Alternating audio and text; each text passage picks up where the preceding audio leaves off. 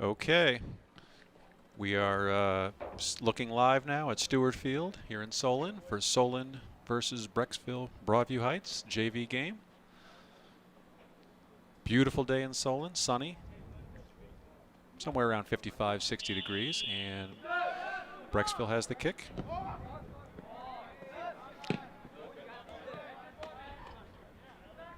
Out of bounds, Brecksville ball.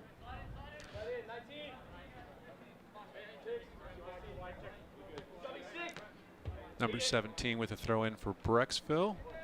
Brecksville looks like they open up in a 4-3-3 formation from what I could tell. Solon is playing a diamond in the middle. Two up top, diamond in the middle with four in the back. Number 17 taking the throw again for Brecksville. Cleared out. Ben Garfield with the touch. Jack Riley on it now. Cleared over to midfield. Diego Duran heads it over to Johnny Strosaker. Solon trying to get a clearance.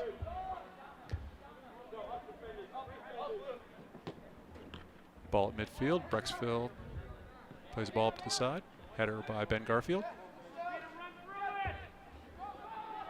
Ball comes into the Solon box, being defended, and Eric Boykin comes up with it. Boykin throws it out. Rem Cronin with the touch. Brecksville plays it over, plays it wide.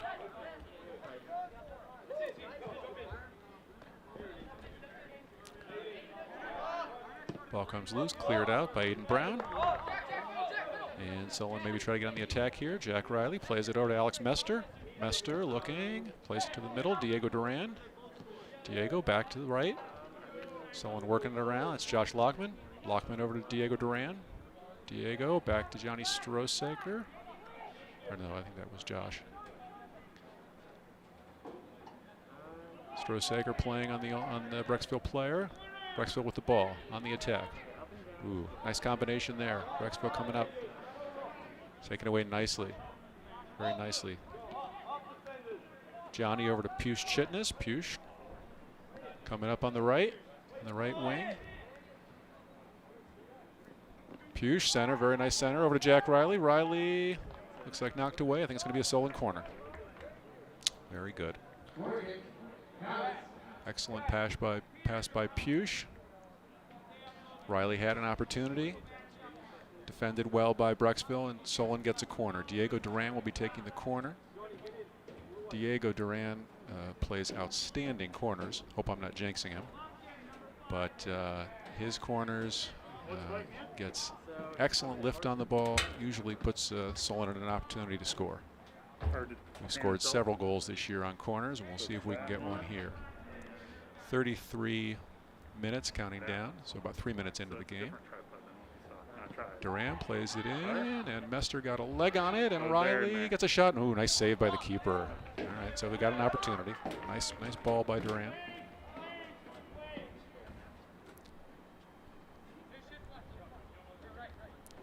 And the Brecksville keeper punts it out. Coming up on it is Rem Cronin. Sebastian Sotula plays it over to Jack Riley. Into the middle. Riley gets on it nicely. Plays it wide over there for Diego Duran. Duran plays it back. Well done. Back to Josh Lockman. Lockman plays it in. A little over Riley to the Brecksville defender. Clears it up, but Rem Cronin is there. Rem, nice move. Rem coming up on the left, just outside the box. Nice center. Ball in the middle. Almost had Mester on that one, not quite. And Brecksville's got the ball, but Lockman clears it away. And it'll be a Brecksville throw in here. Beautiful day here in Solon for soccer. Throw in by Brecksville. Diego with the header, very nice to Riley. Riley coming, making a move. Riley taking on 3 defenders, and they clear it. Ball is in the middle. Mester fighting with, and Mester's going to pick up a foul. It'll be a Brecksville free kick at about the 31-yard line. These teams played last year at JV, and Brecksville won, or excuse me, Solon won 1-0. Very close contest. Looks like it's going to be a close one again today. Ball is up, and it's played, and Mester gets it over to Diego Duran. Plays it back to Josh Lockman. Lockman, it's up. You have a little push there. Yep, and they're going to call a foul on Brecksville. Solon free kick at about the 46. Josh Lockman's on the ball.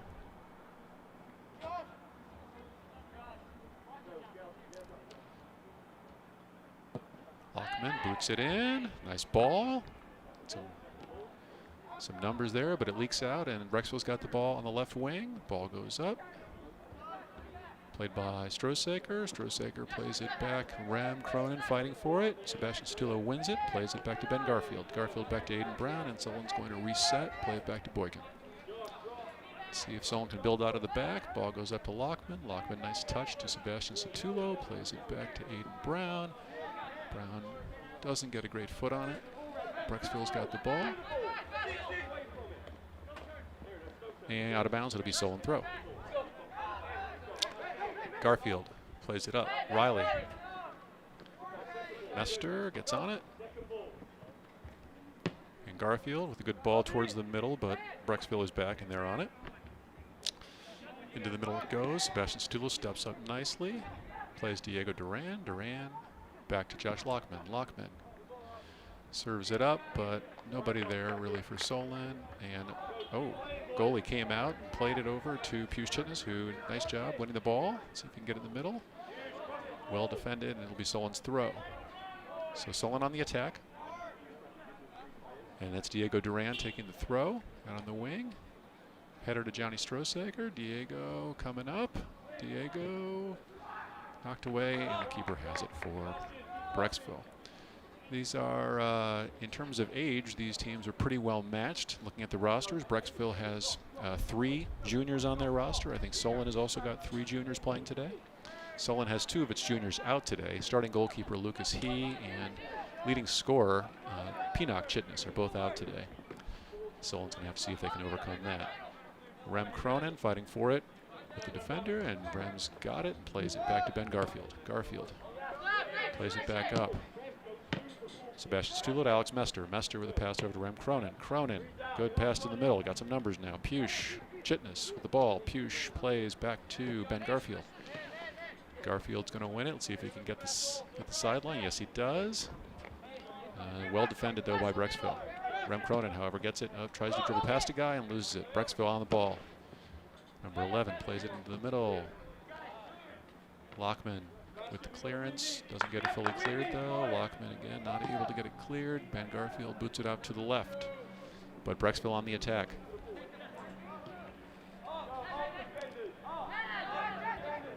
Ball comes into the middle. Taken there by Pius Chitness. And knocked out of bounds. It'll be Solon's throw, I believe. We've got some wind today in the stadium that's going to have an effect on the game. Looks like Solon is going into the wind in the first half from what I can see. Ben Garfield to Jack Riley, back to Ben Garfield. Garfield back to Riley. Oh, good attempt at a combination. It'll be a Brecksville throw. 27 minutes, 39 seconds left in the half. Pretty evenly played so far. Solon's had 1 or 2 decent opportunities. Number 17, Don Hatfield, on the throw-in for Brecksville.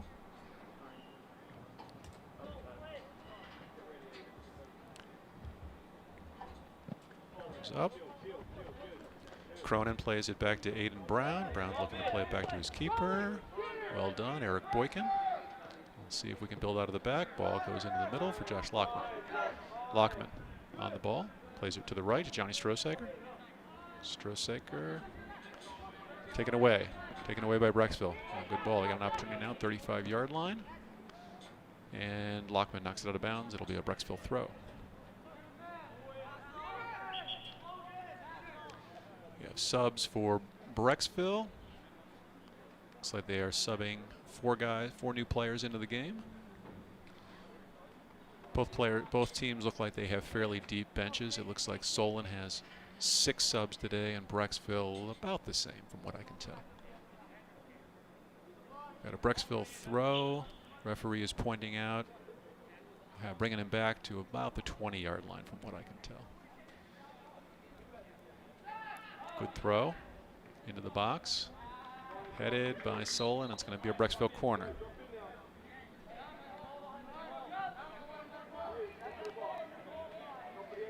One unfortunate change this year in the games is that we don't have ball boys for the JV games. The ball boys used to be provided by the young Solon Soccer Club kids who would come in and help us out and enjoy being down on the field with the kids. But this year with COVID, we've decided, the teams have decided to eliminate that. So as you can see, now we're going to lose about 20-30 seconds while Brecksville has to go retrieve the ball and set up its corner. But, you know, just happy to be playing.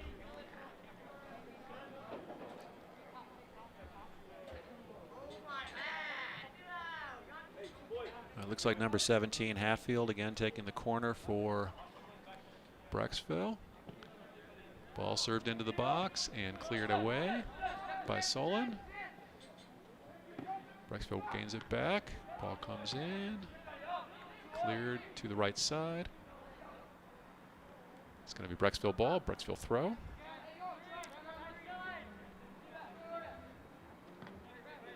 Hatfield taking the throw again for Brecksville.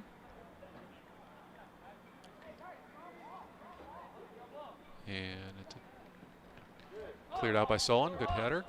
Puce Chitness on the ball. Puce, Diego Duran clearing it out to about midfield. Brecksville back on the attack though. Into the right corner. Defended out there by Solon, cleared, but Brecksville's there at about 25-yard line. Number 8 plays it in.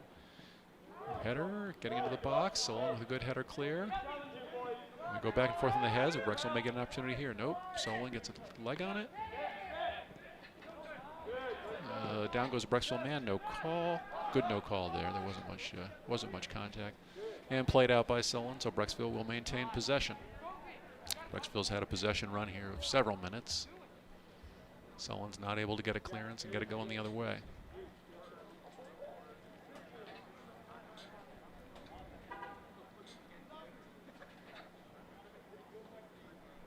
All right, Brecksville on the throw, number 13. Throws it into the box. Some good throw-ins here by Brecksville. Again, it's in the box. Solon trying to clear it. Diego Duran over there fighting for the ball. Down goes Solon, but no call. Puce Chitness on the ball. Puce trying to see if we can put some passes together out of the back. And here we go. We got something now. Rem Cronin coming up the field. Doesn't have a lot of help, but nicely played on the wing to Ben Garfield. Garfield. See what Garfield can do. Go wide. He does. Well done, Ben. He's going to get a shot on goal. Saved. And let's see if we can get a response. Mester on it. Mester trying to fight for the ball. Mester's got it. He plays it out. Okay. Good run by Solon. Junior Ben Garfield. Very nice run up the left side. Had a nice shot on goal. Good save by the Brecksville keeper. Solon couldn't finish it. Junior Ben Garfield. I think he won the most improved player last year on the Solon JV squad. He's helped leading this team this year. Throw in taken by Diego Duran. Diego over Puce Chitness. And let's see. Ball stays in bounds. Played back. Brecksville is on it. Nice ball here to Sebastian Stoulis. Stoulis plays it back to Aiden Brown. Brown tries to play Garfield, but it doesn't get there. Brecksville's got the ball. Brecksville coming up. Ben Garfield is on it, though. And Rem Cronin plays it up, looking for Jack Riley. Brecksville defends, though. Alex Mester. Ball's won by Brecksville. Brecksville looking, and they're playing the ball to the left. And now Brecksville on the attack. Two evenly matched teams so far. Game is going back and forth. Put some decent passes together. Brecksville gets a ball into the box, headed away. Attempt by Brecksville was missed to go from there. Puce Chitness with the ball. Puce, nice touch, nice turn. Puce has got a man, looks like Jack Riley on his right, but Brecksville wins it. Mester with the header, but doesn't get it. Ball goes back. Brecksville. Brecksville plays. They're coming up the right. Ben Garfield, though, nice touch. Jack Riley keeps it in bounds. Ben Garfield over to Rem Cronin, back to Jack Riley. Over to Alex Mester. Mester gets a touch on it to Ben Garfield. Okay, now we're putting the ball around. Aiden Brown with it. And he's going to play Josh Lockman. Stringing some passes together. Not bad soccer so far for both of these teams. Ball played up to, looks like Diego Duran. Diego's got it. Diego plays it. And it's knocked out of bounds by Brecksville. Solon throw.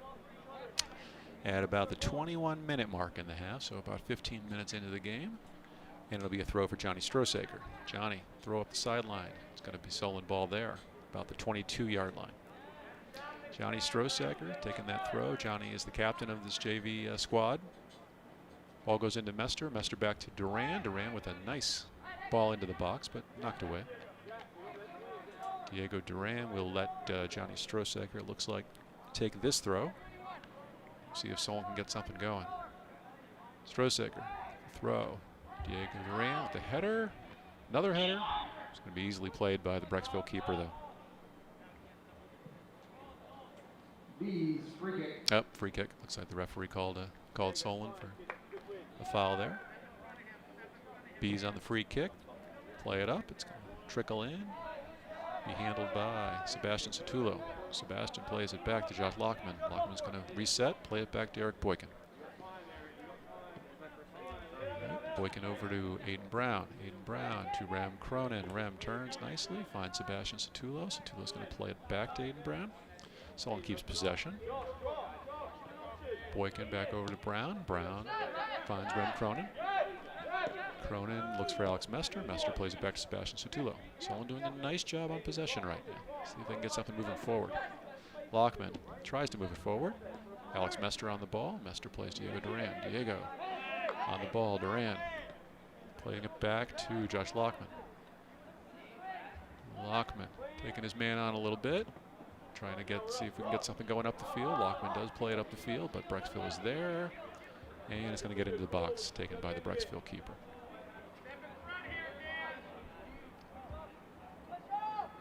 Brecksville keeper with the punt.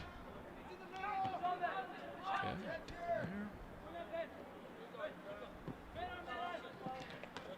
oh, they're going to call a foul, I think, on Ben Garfield, if I'm not mistaken. No, they're going to call it out of bounds. Solon throw. All right, Garfield taking the throw.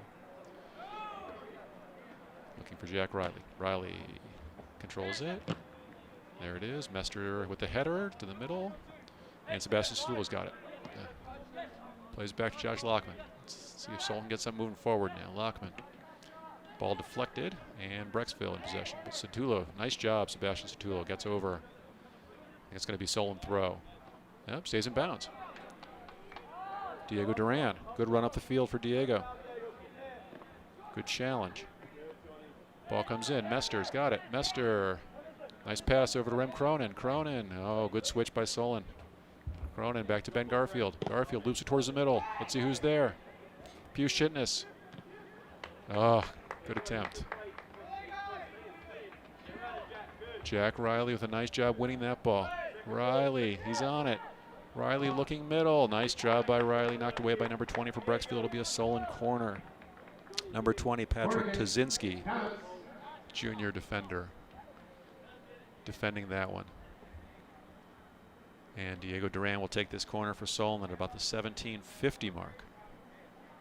So about halfway into the first half. Well played game so far. No score. Nobody's had any terrific challenges, but decent possession here. All right, Duran on the corner. Up into the box. Nice header. I think that was Jack Riley. But knocked away by Brecksville. And Brecksville now trying on the counterattack. All right, here it comes. Sebastian Sotullo there. Knocks it out of bounds. It'll be Brecksville ball. Looks like we have some Solon subs finally starting to warm up a little bit to come in. I see James Evans, Cyrus Ray, and Charlie Lawrence. Looks like starting to loosen up a little bit on the sideline. So far, Solon's gone with their starting unit the entire roughly 19 minutes here of the first half. Throw in by Brecksville. Okay. Alex Mester on the ball. He leaves it. Miscommunication there. He was leaving it for Diego Duran, but Duran wasn't ready. And Lockman knocks it away. Jack Riley. 50-50 ball. Rem Cronin's got it now in some space. Defenders converge. Cronin back on the ball. Well done there. Over to Diego Duran. Duran plays it up. Oh, Riley's got it. Riley tries to get through, but it's knocked away by the defenders. All right, decent attempt by Solon there. Brecksville's, they seem to be playing pretty true. They don't get out of position. They're handling their responsibilities in the back. Cronin thought he got pushed in the back, and now we get a whistle. Okay. Sebastian Stula looks like he can take the free kick at about the 45-yard line. Nope. It's going to be Aiden Brown. Aiden Brown's on it. Nope. Ben Garfield. Solon is Garfield plays the ball to the right to Lockman. Lockman looking. Finds Diego Duran. I think that's going to be it. Oh, I thought it was a Solon throw, but they gave it to Brecksville. All right. 15:40 mark. Brecksville on the throw. Looks like that's number 5, Andrew Muffett.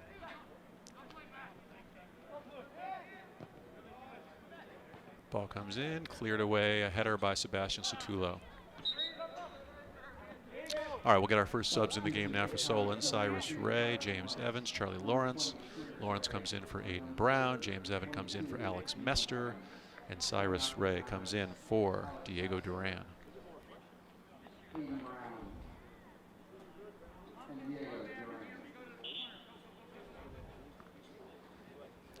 Coach Webb instructing players on the sideline as they come off. Ball comes out.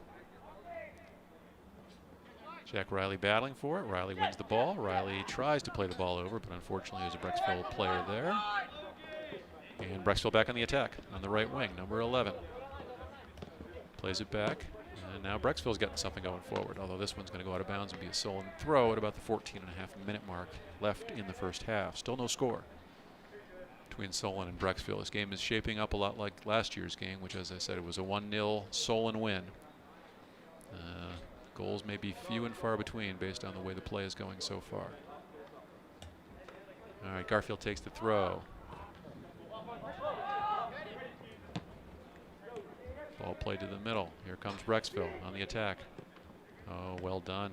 Well done to the right wing. And looking to make an overlapping run, but Solon wins the ball. Looks like it's Ben Garfield. He plays it back to Boykin. Solon will try to reset. Eric Boykin, freshman keeper. Boykin plays the ball to midfield. James Evans is there. Evans looks to play wide, but there's a player there, but he's not able to handle it. Ball goes up to Cyrus Ray. Cyrus Ray playing a second game back from injury. Cyrus with a nice combination to Jack Riley. And Riley's got it. And it's going to go to Brecksville. Brecksville defends nicely there. Jack Riley's Solon's second leading scorer this year, but leading scorer on the field today with Pinnock Chitness out. Ball goes up. James Evans with the header over to Cyrus Ray. Cyrus looking to make a play, and looks like it's going to be a Solon throw. Cyrus Ray, freshman, midfielder for the Comets. Ben Garfield taking the throw. Garfield to Riley. Riley back to Ben Garfield. And Garfield, and in the middle, Sebastian Stula. Stula looking to create. Let's see if we can get going here. Josh Lockman on the right. Lockman looking. He's going to play it into the box. James Evans is there, and so's the keeper. Oh! Evans. Good attempt at the ball. I think he may get a card, unfortunately, though, running into the keeper. Yeah. Referee is looking to pull out a card here.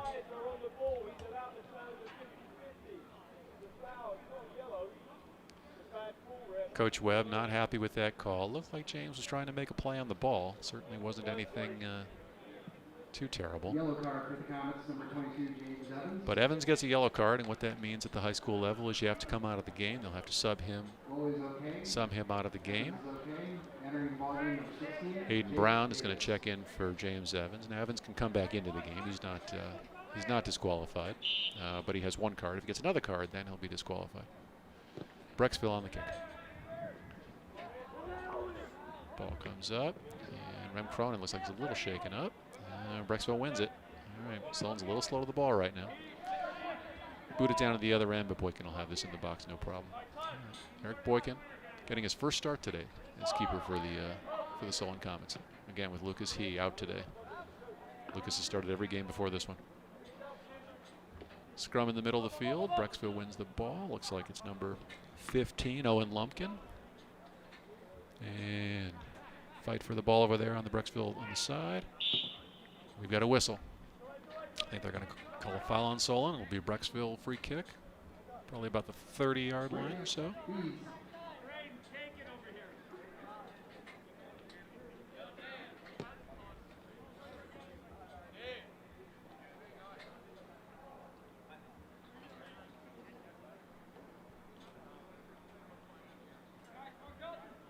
Aiden Brown checked in for James Evans, and I'm not sure positionally what that means. James, I think, was playing in the midfield. Aiden Brown's usually a defender.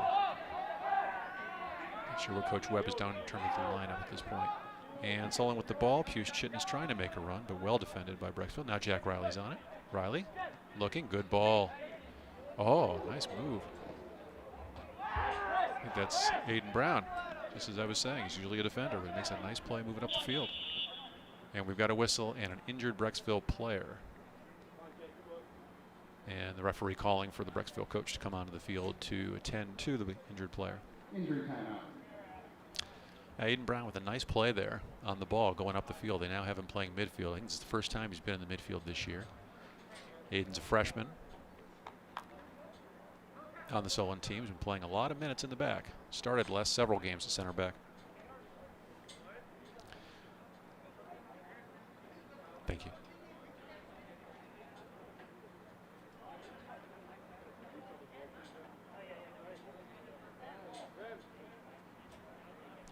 And I apologize. That's Jake Davis, number 16. I've known Jake most of his life. You'd think I'd be able to get that right. Not Aiden Brown. They have very similar hair. And that makes more sense. Jake Davis is playing in the midfield. Very nice play by Jake on that last one.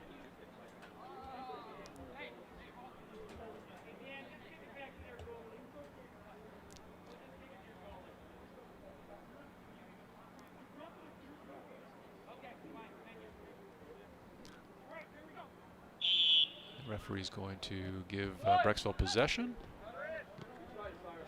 And Brecksville on the attack. Number 8 over there. Knocked out of bounds by Cyrus Ray, number 20.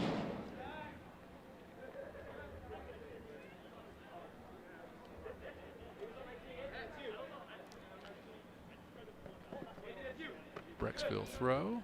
Anthony Jalonza now checked in for Solon, number 4.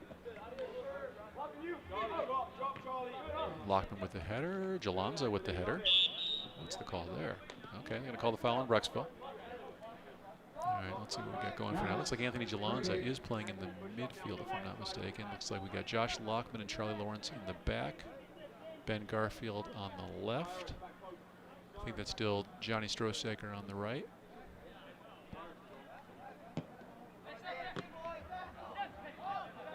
Garfield playing it back. Oh, not good communication. Lawrence and Lockman kind of looking at each other. Charlie plays the ball back to Boykin. Boykin back over to Charlie Lawrence. Lawrence under some pressure. Nice job, finds Garfield on the left. Ben, nice pass, looking for Jake Davis. Davis loses the ball. A little bit of contact, no call. Oh, nice pass by Brecksville. And played out by Solon. Cyrus Ray trying to win it. Cyrus gives Solon some size as a freshman, number 20, Cyrus Ray. Ball played out. Lockman's got it. He's got time. He plays the ball up in the air to the right. Headed by Johnny Strosaker. Headed out of bounds by Brecksville. It'll be a Solon throw. Looks like Johnny Strosaker will take the throw.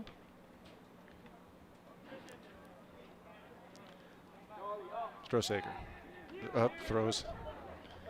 Puce Chitton not looking. Ball hits him. Cyrus Ray. Solon starting to get a little sloppy out there. Need to clean it up now. All right, Brecksville on the attack on the right. And here they come, number 8. Defended nicely, though, by Charlie Lawrence. Charlie plays the ball up. Oh, here's a chance for Jack Riley. Riley's got a chance. One man, a couple of guys with him. Riley finds Jake Davis. Davis looking to play a combination. Riley wasn't thinking that, though. It's going to be Brecksville throw at about the 13-yard line. Just under the 9-minute mark of the first half. Still no score. Tight game. Both teams playing well. Let's go over the Solon lineup here. We have Jack Riley and Puce Chitton still up top. Jake Davis, Cyrus Ray, Anthony Jalonza, and Sebastian Satulo in the midfield. Ball leaks out to midfield. And 50-50 ball. Brecksville's on it, and Charlie Lawrence takes it for Solon. Lawrence looking, playing a deep ball to Jack Riley. Riley's got a one-on-one opportunity, and here we go. The keeper's going to get this one. And well played by number 20 for Brecksville. Back to the keeper. Tazinski plays it to his keeper. All right, here comes the Brecksville punt. Not a very good punt. Cyrus Ray's got it. Ray plays a header over to Puce Chitton, freshman to freshman. Chitton playing it back. Lockman tried to make a move, but number 8 on Brecksville made a nice play on the ball. And I think it's going to be a Solon throw. Yep, Solon throw. Right back, Johnny Strosacker will be on the throw for Solon. Johnny Strosacker. Johnny's a two-sport athlete. He also plays baseball for the Comets. Ball comes out. Cyrus Ray looking to play the ball to midfield. Ben Garfield's got it there. Garfield looking to play it wide. Jake Davis. Davis on the left. Davis fighting for it with the Brecksville defender. And it's going to be Solon ball. Well done by Davis. Earning possession. Jake Davis a little shaken up. Davis, one of the faster members of this Solon team. He can win a lot of balls like that. All right, Anthony Jalanza, he's moved up to the midfield, usually plays defense. Coach Webb having to make a few changes, I think, today with the guys who are out. Shuffle the lineup a little bit. All right, ball being played by Brecksville, and it's going to be a Solon throw. A few guys playing a little different positions. Josh Lockman started today at center back. He hasn't played much of that this year. He usually plays right back.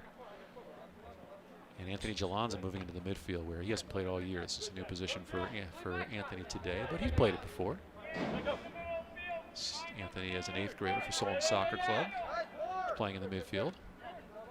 All right, Jalanza's got it now. Looked to make a play there, but right to number 8. And Brecksville moving forward. All right, Lawrence wins the ball though for Solon.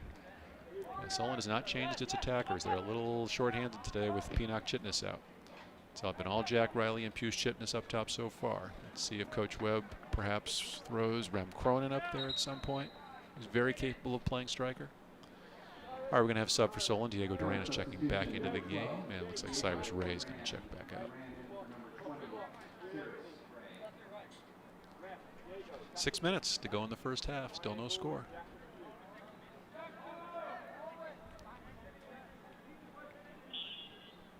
All right, Brecksville throw on its own end. Thrown up, header is not taken by Pius Chitness. And Josh Lockman not able to play the header either, so I'm getting a little sloppy here. Their last game against Twinsburg wasn't Solon JV team's best game, but the only goal they conceded was very sloppy, and they should not have conceded it. So can't let that happen today. By the looks of it so far, Brecksville is pretty solid defensively. Solon does not have its top goal scorer, Pinnock Chitness, on the field, so goals are going to be hard to come by today. All right, Johnny Strosaker's gone the whole way so far for Solon. He's got the throw in. Headed out of bounds by Brecksville. Solon will have another throw.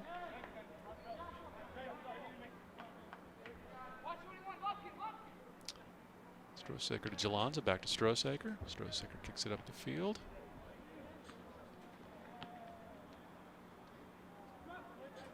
Whoa. A little physicality there by the Brecksville player, but no call. And Solon back with it. Nice chance at attack here. Duran. Closed down quickly. Some more contact, no call. And here comes Brecksville on the attack. Ben Garfield plays the ball over to Josh Locke. Oh, it was Johnny Strosaker. All right, and Brecksville back on the attack, playing a deep ball down the right. Charlie Lawrence is there, though. Lawrence to the sidelines. Well done. It'll be Brecksville ball. Close to the 4-minute mark here. And we've got some Brecksville subs coming onto the field.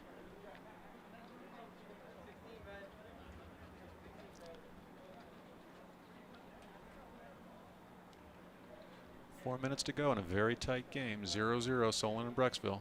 Pretty even so far. Neither team has had really any great opportunities yet. Ball thrown in. Satulo tries to get a clearance. Ball headed by the Brecksville player and cleared out by Solon. Riley. See if we can get someone going here. Duran. Oh, good ball down the right. See if we can get there. Ooh, contact, but no call. That was a good play. Good tackle by the Brecksville defender. Brecksville plays it into the middle. Nobody there, looks like. Charlie Lawrence gets there for Solon. Plays it up. Duran with a good touch, looking for Riley. Riley's got it, coming down the middle. Riley trying to run through the defenders with the ball. Riley, oh, good header, set himself up. Riley with a shot, save. Oh, best opportunity yet for Solon. Jack Riley wins the ball from about 2 or 3 different Brecksville defenders. Sets himself up very nicely with a header and shoots just over the goal. Hits the crossbar, but the wrong crossbar. It's the goalpost. But apparently there, yes, well, of course, the keeper knocked it out. Solon will get the corner. Diego Duran. Let's see if Solon can take advantage. Here we go. Ball comes out kind of deep, unfortunately, and Strosaker's able to get a leg on it. Charlie Lawrence with it. Lawrence, nice turn. Lawrence. Oh, the good cross back into the box, but they can't do anything with it. Duran had a good opportunity there. Tried to play a left-footed volley. Probably had time to take a touch and try to get a good hard shot off. Duran has one of the harder shots on Solon. That was an opportunity. All right, punt for Brecksville.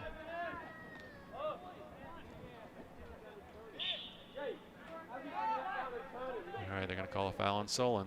Just about the 2-minute mark here, the first half. No score. Solon just had a pretty good two good opportunities with the Jack Riley shot that was well saved and Charlie Lawrence cross.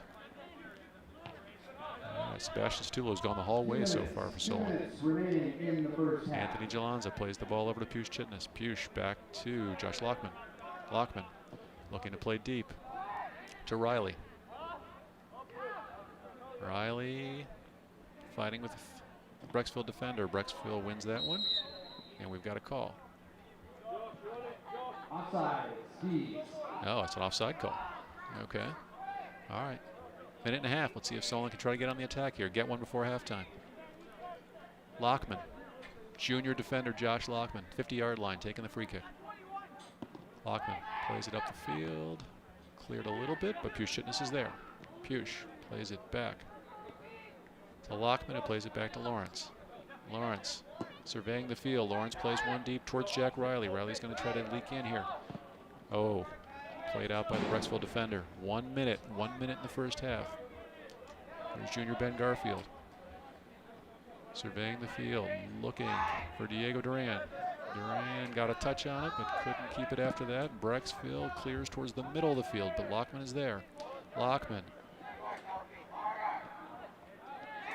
And Solon keeps it in. Jalanza, Anthony Jalanza. Oh, good pass, Jack Riley. Riley still fighting. Riley trying to get in. Oh, and it's saved by the keeper. Oh, he got back on it. There's a quick whistle there. Looked like a good attempt by Jack Riley. I didn't see any contact with the keeper, but it wasn't going to matter anyway. 25 seconds left in the half. Bees taking a kick, and they'll try to wind down the rest of the clock and see if we can go in scoreless. Right to Riley, though. Riley, 14 seconds. Cleared away. Cleared away by Brecksville. 10, 9, Countdown comes for 10 seconds. It looks like we are going to go into the half scoreless. Ooh, a little contact there. Hope everybody's okay. Looks like it. And a well-played first half. No score from Solon. Brecksville and Solon JV.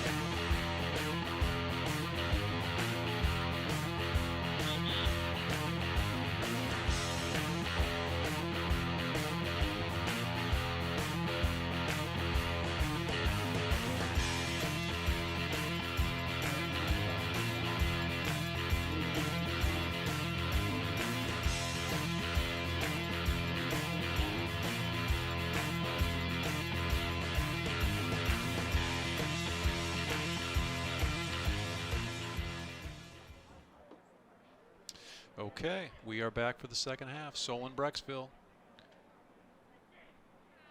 No score.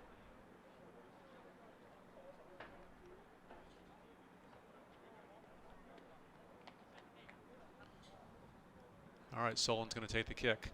Solon's going to come out in the same formation with the diamond in the middle. Little change from the starting lineup. Alex Mester is not in the lineup. Looks like Cyrus Ray.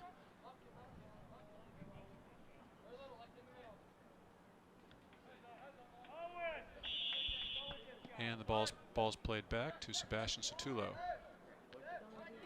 Sebastian over to Josh Lockman in the middle. Brecksville wins the ball, though. All right, here comes Brecksville. Johnny Strosacker with the ball coming up on the right. Strosacker looking to cross. Knocked away by the Brecksville defender. Little contact, no call. Pius Chitness looking to play the ball through. He's being defended by number 17 for Brecksville. Riley with it now. Riley on the right wing. Riley looking to create something. Riley looks to the middle. Good ball. Sebastian Sotulo. Sotulo looks to go to the middle. Knocked away. All right, ball goes in. Duran with it, but well cleared by Brecksville all the way up the field. Charlie Lawrence back for the Comets. Lawrence with a man on him. All right, he plays it over to Ari Freeman, who's now in the goal for Solon. Lawrence with it. Lawrence to Sotulo. Sotulo looking to hit Cyrus Ray. All right, Brecksville with it on the attack, about 25-yard line. Looking to make the cross. Strosacker knocked it away. Lockman's got it, though, and Lockman with the clearance. Brecksville ball. Ari Friedman, freshman for Solon, now in at keeper. Ari's been sharing keeper duties this year, splitting time with Lucas He and Eric Boykin. Basically, Ari plays every other game. Lucas has started every game, and then Ari and Eric split time in the second half. But with Lucas out today, we've got Eric Boykin in the first half with a clean sheet. Ari Friedman taking over in the second half. All right, number 17, Don Hatfield, taking the throw for Brecksville. Brecksville on the attack here. Throw comes in. Brecksville well broken up by Charlie Lawrence. Lawrence finds Pius Chitness. Chitness finds Rem Cronin. Cronin, good ball on the right. See if Duran can get there. Nope, not quite. No, not quite. Almost. Duran not usually out on the wing like that. He's usually more of a central player. All right, here's the throw.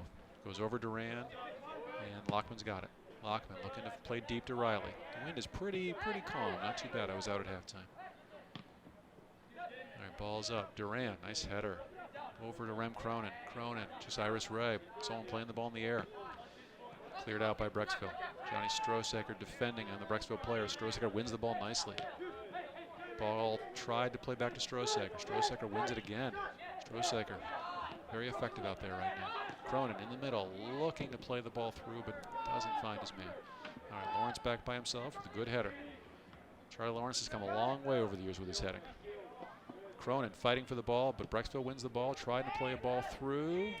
Lockman is there. And good call by Ari Friedman, calling off Josh Lockman. All right. Friedman with the punt. Good punt down the field, about midfield. Ball goes over everybody.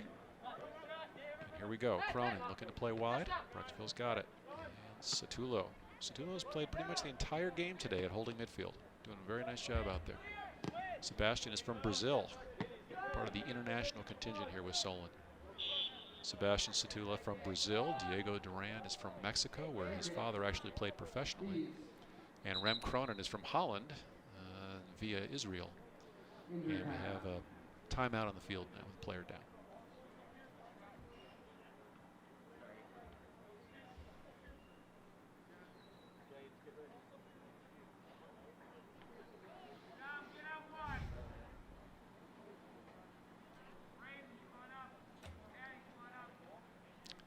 All right, it's going to be, when we come back to action here, it's going to be a free kick for Brecksville. Looks like number 6 is on the ball, Peter Redinger for Brecksville. Well played game so far. This one goal may be all that's needed to win this one.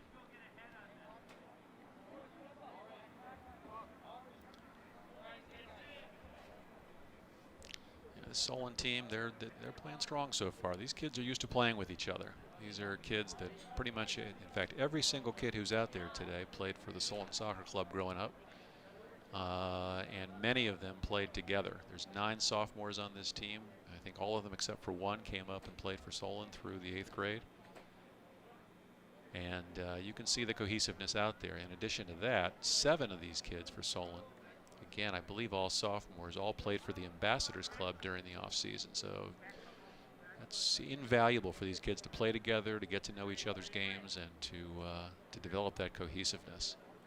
You had Diego Duran, Ren Cronin, Alex Mester, James Evans,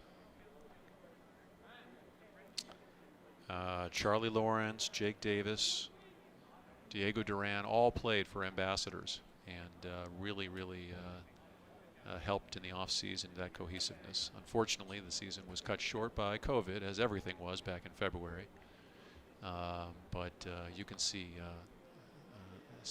the difference there as these kids play with each other and know each other's games.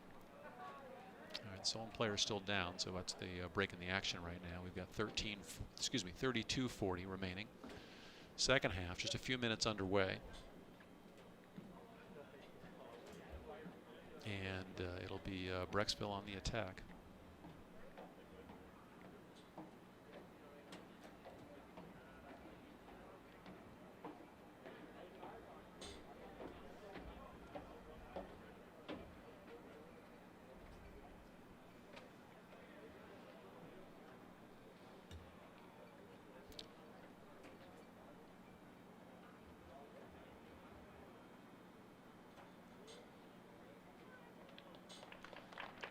On the field right now for Solon, we've got Rem Cronin, Diego Duran in the midfield. We've got up top, we've got Pius Chitness, who's gone the whole way, and I believe Jack Riley is there as well.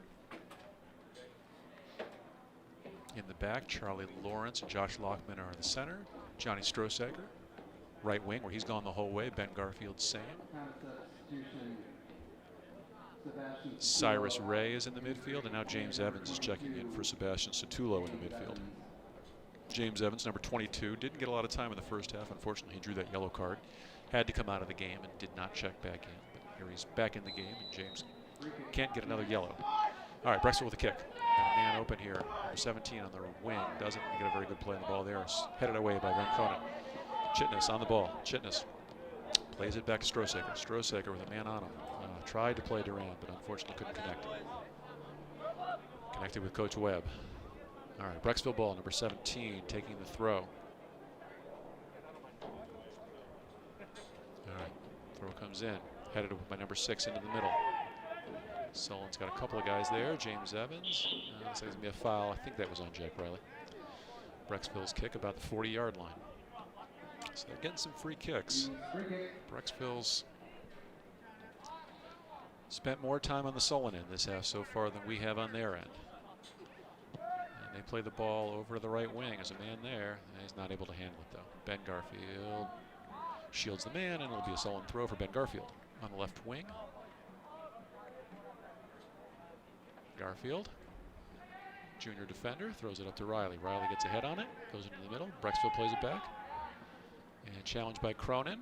Good challenge. Cronin's down. Ball goes out of bounds. Going to be Solon ball, and may have a stoppage in play here briefly, though. Nope. Looks like Cronin's okay, and Ben Garfield's going to take the throw for Solon. At about the 31-minute mark here. No score. Solon and Brecksville. Just starting the second half. Cronin gets a head on it.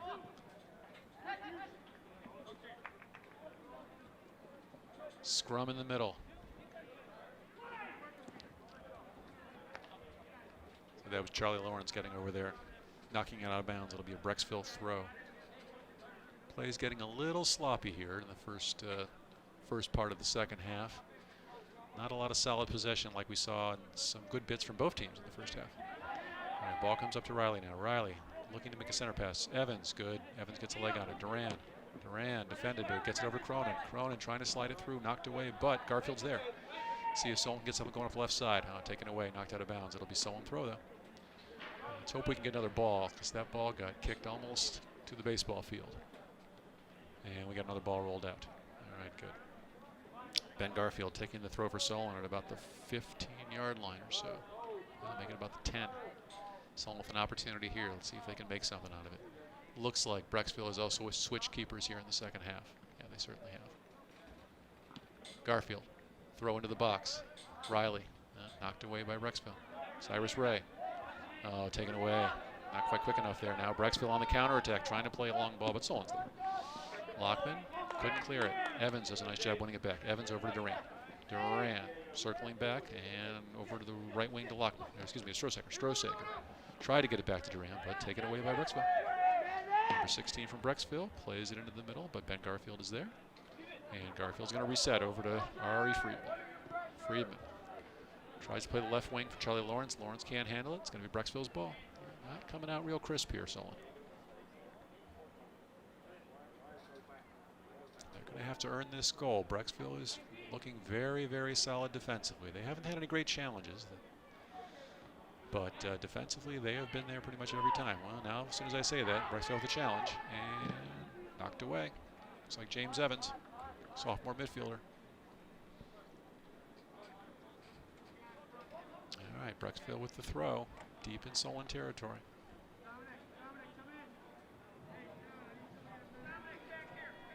Number 13 will take the throw for Brecksville, Braden Hahn. Solon looking to clear. Throws it into the box nicely. Headed away. And there's a scrum. Evans for Solon, trying to win it. Brecksville player is down. It's going to be a free kick for Brecksville, just about 7 yards outside the box. All right, this is going to be Brecksville's best opportunity, I think, so far this game. Yeah, Solon's done a nice job defending, a nice job keeping the ball away from the goal, but they're going to get an opportunity here. Solon is setting up a wall.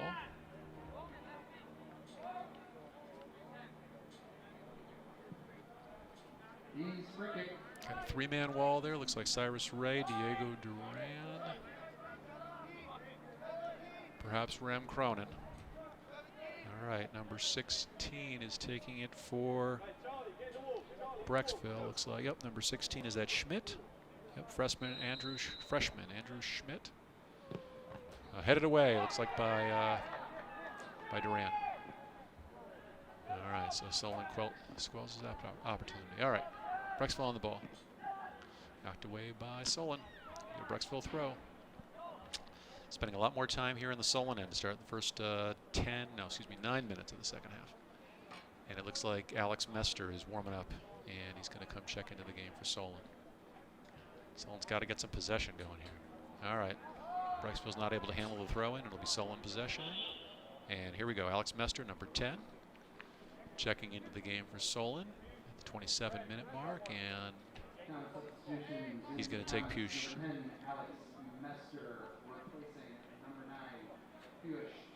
All right, let's see how they do this formation-wise. Now, Mester usually plays in the midfield. Push has been playing up top. Looks like, from what I can tell, Rem Cronin is going to go up top now, which is certainly some place where Rem can play. In fact, that's pretty much all Rem plays for his club team, Ambassadors, is playing up top. All right, Brecksville now with an opportunity in the middle. Ooh, good header into the box, but Ari Friedman is there for Solon. All right, now Solon on the attack. Yeah, Rem Cronin is now playing up top. We got Cronin and Riley up top. Mester, Evans, Duran, and Cyrus Ray in the midfield. Riley looking to play it ahead for Cronin. Brecksville, Cronin leaking in, but Brecksville's keeper is there. A little bit of an opportunity for Solon there. Couldn't quite connect. We've got to keep the ball on Brecksville's end. 26-minute mark. Brecksville with a lefty punter. He punts it down the field. Headed nicely by Brecksville. Lawrence is there. Lawrence plays a header. Evans is on it. Evans looked to play it back, but he played it right to the Brecksville player. And now Brecksville's got an opportunity on the right wing.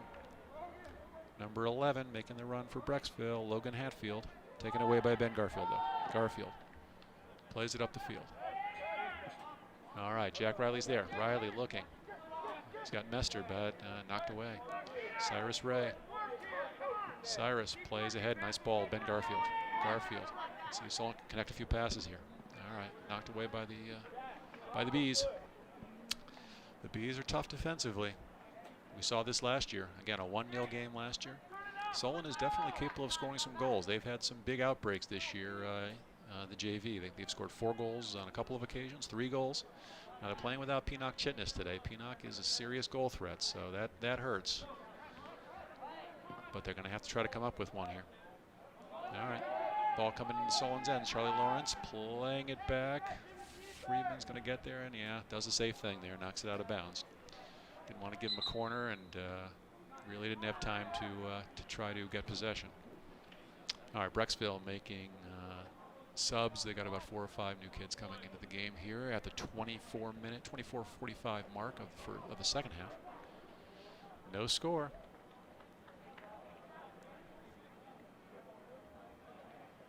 Be nice if Solon could turn this around and get it on the other end and get one here.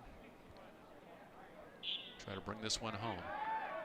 Again, Brecksville has not had much of a threat this game. Thrown into the box and cleared away, but headed back. Oh, good play by Freeman. Ari with a nice save. Had to have good reflexes there. It's a good play by the Brecksville striker. All right, Freeman with the punt towards midfield. Comes up the field. Evans trying to run onto it. Oh, and Evans is there. Beats his man. Evans in the middle. Evans is going to play it back to Charlie Lawrence. Lawrence is going to square it up. Look to play deep over Riley. All right, in the middle of the field, we got a 50-50 ball. Diego Duran with a nice job with his body. Oh, he plays it up the field. Cronin is there, and so is Riley. Good try by Cronin, but the keeper was there. All right, the lefty punter is going to tee one up here for Brecksville. 23:41 to play. There's the punt. It's a good punt towards midfield. Headed Charlie Lawrence. Gets a foot on it. Garfield at the sideline. Garfield's going to get it. All right, let's see Solon. What can we do here? Find Cyrus Ray. Got a lot of lefties for Solon right now. Cyrus is a lefty. James Evans is a lefty. Charlie Lawrence is a lefty. Alex Mester. Good pass. Over to Diego Duran. Duran tries a good play to Cronin. Cronin. Oh, might get a corner there. Yep. All right. That's going to be a Solon corner. All right. Good opportunity here. Diego Duran, excellent on these corners. Aiden Brown and Anthony Jalanza checking in for Solon. Let's see where they're going to play. Cyrus Ray is checking out. And, Diego Duran is checking out. Bad timing there on this corner. Oh, Mester's going to take the corner for Solon. This is the first corner Alex has taken this year for the Comets. Diego's corners are fabulous. Let's see what Mester can do with this corner. All right, plays at top of the box, knocked away. Up comes Johnny Strosaker. All right, Solon looks like they keep it in. Mester going forward on the sidelines. Mester's got it. Mester trying to play the cross. I think he called it out of bounds. It's going to be a Solon throw, I think. I didn't see a foul. Ben Garfield taking the throw. Looks like Anthony Jalanza is in the midfield again here in the second half with Aiden Brown, I think playing in the back. Right now, Charlie Lawrence and Josh Lockman are back there. All right, ball thrown into Mester. Mester gets a touch on it. Oh. And Solon can't quite keep it. And Charlie Lawrence, nice step by Charlie. But Brecksville comes out with the ball and they play it wide. All right, Solon had a chance there with that corner, but couldn't take advantage. All right, ball played. Brecksville now trying to see if they can come up with something. Oh, good ball. Is he offside? Yeah, we got an offside call. Yep, he was. Yep. It was a pretty good through ball played by Brecksville, but the striker was clearly a couple of yards offside. Charlie Lawrence is going to tee it up for Solon here. Let's go through the formation here. We got Lawrence and Lockman in the back. We got Johnny Strosaker in the right wing, Ben Garfield in the left wing. Yep. Midfield is Alex Mester, Anthony Jalanza, and that is number 19, Aiden Brown, in the midfield. So again, Coach Webb having to shuffle the lineup around today with Pinnock Chitness out of the game. He's got 2 kids in the midfield right now, Aiden Brown and Anthony Jalanza. They're usually center backs. All right, well done here by Solon. Now we're getting a little movement. Johnny Strosaker on the right. He's got Jack Riley making a run up the right. Nice ball played in by Strosaker. Riley taking on the defenders. Okay, cleared away. I think it's going to be a throw for Solon right near the corner flag. All right, Solon starting to put together some attacks here. Getting close to the 20-minute mark. Still no score.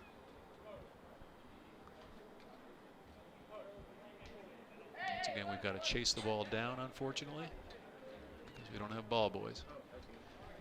All right. Johnny Strosaker, sophomore defender, taking the throw. Strosaker Good throw, nobody there for Solon. Riley's come out to get it though. Riley's going to try one, and it goes through.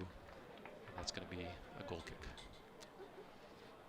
All right, well, both teams in the second half have had the ball, have had chances, have had the ball come into the box, but really haven't been able to do much with it. There was one decent opportunity on a header by Brecksville that was well saved by Ari Friedman. But I think one goal may win this game.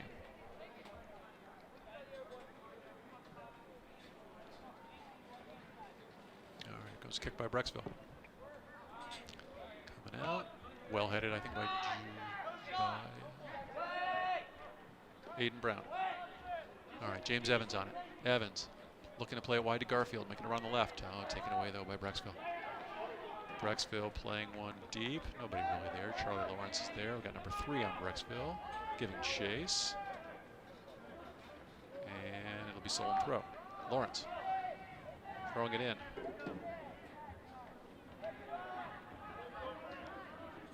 All right, Lawrence tries to clear it out, but puts it into the visitor stands. And it's going to be a Brecksville throw at about the 25-yard line, I'm thinking. What was a sunny day here in Solon has turned pretty much overcast. But again, not terribly windy.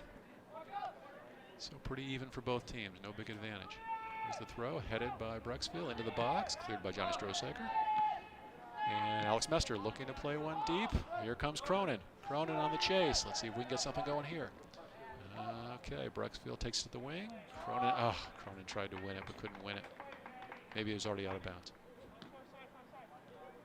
Yep, Solon ball. Okay, Ben Garfield getting close to the 18-minute mark. Still no score. Garfield with the throw over to Aiden Brown. Brown trying to control it. Brown plays one towards the middle. Jack Riley can't get on it. Johnny Strosaker trying to make a run up from the back. And all right, it's going to be a Solon throw. Again, near the corner. All right, Solon on the attack here in the last 10 minutes or so. Let's see if they can get something going, line up a good shot. Here comes the throw in. Riley takes it. Riley trying to play a corner. Oh, that's going to be a corner. Very good. Corner created. Looks like Josh Lockman's going to take this corner. I think. Yeah, Josh Lockman will take the corner. I think that's a good decision here by Coach Webb to have Lockman take it. Let's see if Solon can finish one on the corner. They've got some guys who are capable. Alex Mester had a header earlier in the season off the post. Got a few guys here who are very capable of finishing. This is the kind of thing they're going to have to do to get on the board today. All right, Lockman play in the corner. All right, headed away by Brecksville. Lockman's going to chase it back. He's got Strosaker. Let's see what Lockman does. Josh gets a couple of touches. Looks to play Strosaker, not exactly on him, and he's going to go all the way back and reset with Ari Friedman. All right, Ari looking to play Lawrence. Lawrence didn't exactly play an accurate ball there by Friedman. It's going to go out of bounds, and it'll be Solon ball. All right, can't make any mistakes back there. That could be all it would take today to decide this game, is one mistake. All right, junior Ben Garfield, left back, taking the throw. All right, Garfield with a good throw, but nobody's there, and knocked up the field by Brecksville. Nobody there for Brecksville. Should be easy for Ari, and he's on it. All right, we'll get a punt here. Nope, Freeman's going to play it out to Lockman. Lockman over to Mester. Mester doesn't get a great touch on it. Mester doesn't win the ball back. Brecksville's got it now. Brecksville on the attack. Knocked away by Charlie Lawrence. Charlie Lawrence playing a good game in the back. Very active. Gotten rid of a lot of opportunities by Brecksville. Solon's got to clean it up here.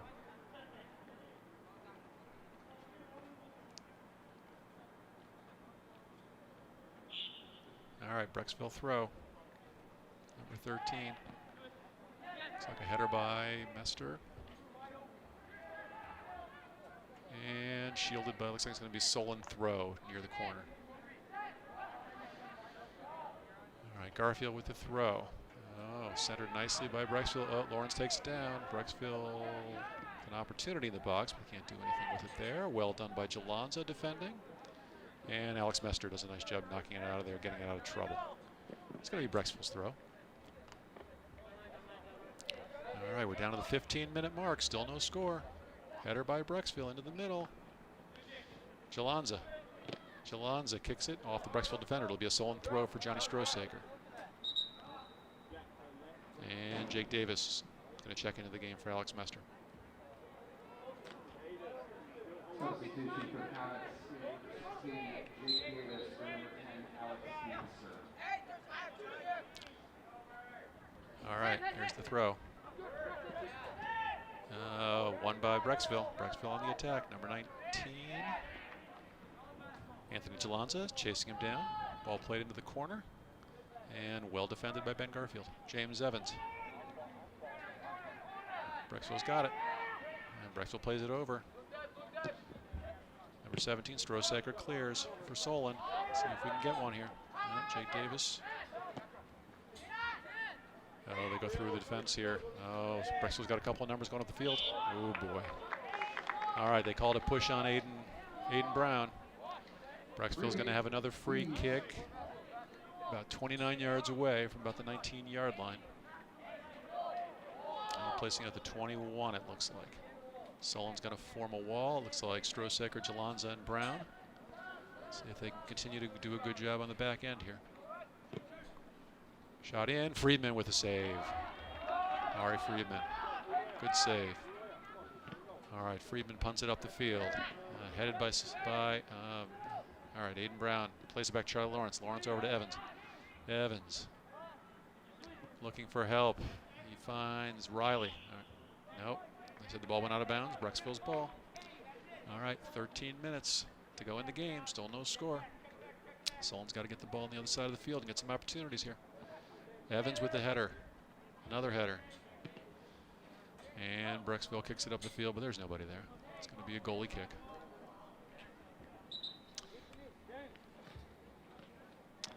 Solon has had the better opportunities today, I would say, all in all. Checking in, Diego Duran and Cyrus Ray, Anthony Jalonza and James Evans come out. Some more changes in the midfield here for Solon. We've now got Aiden Brown. Yeah, Aiden Brown, Jake Davis.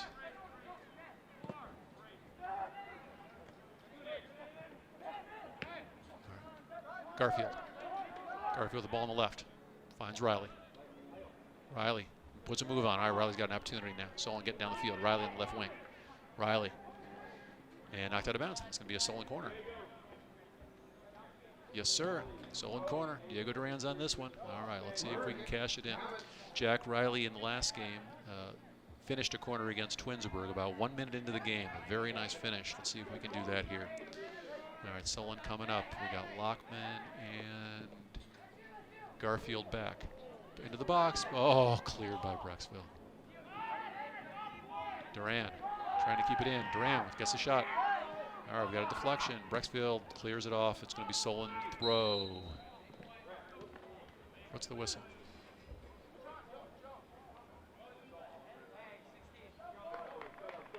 Not sure what the whistle is. Looks like they called a Solon foul. Late whistle, but they call a Solon foul. It'll be Brecksville free kick. All right, the 11-minute mark. There's the free kick. Stepping up is Garfield. Garfield, nice job stepping, winning the ball. Garfield trying to make it on the left. Ball goes out of bounds. It's going to be Solon's throw. I think Bet Garfield take that throw. All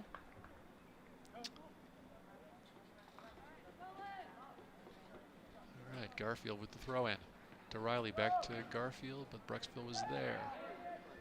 Stepping up is Aiden Brown, but it'll be Brecksville's ball.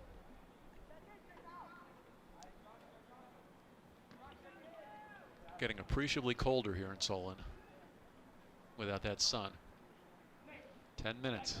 10 minutes left in the game. A little over 10 minutes. Brecksville tries to play it to the middle, but Duran's there. Duran with the header. And Cronin to Davis. Davis isn't able to do anything with it. Ball's up the field. Lawrence is there, but there's a man on him. Oh boy, Lawrence Lawrence wins the ball. All right, good. Ball goes into the midfield. Davis is there. Davis loses it. Lockman with the ball. Let's get some possession here, guys. Solon is not putting any passes together at this point. Got to keep our composure here. Got to put some passes together. Just takes one good possession down the field.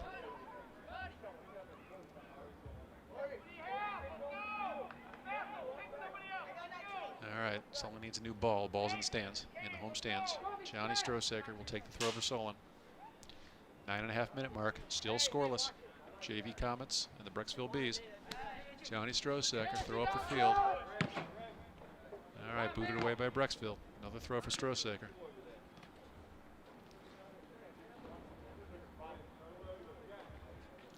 All right, here we go.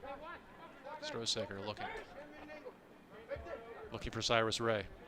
Ray gets a touch on the ball. Brecksville wins it away, though. All right, Brecksville plays Aiden Brown. Brown plays it up the field. All right, here comes Junior Ben Garfield. Garfield. Cyrus Ray. A lot of scrums going on right now. Neither team putting anything together. Aiden Brown looking for something. Again, Aiden's in an unfamiliar position there, playing in the midfield. He's been playing center back all year for the Comets.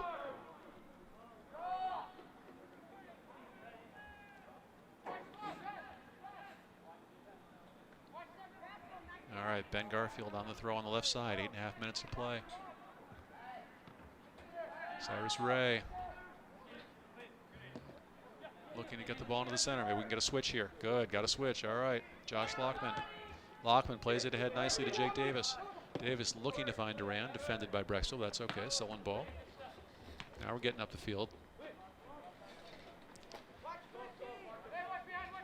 Johnny Strosaker takes the throw into the box. Well done. Possible chance here for Cyrus Ray. Possible chance here for Jake Davis. Couldn't get a shot off.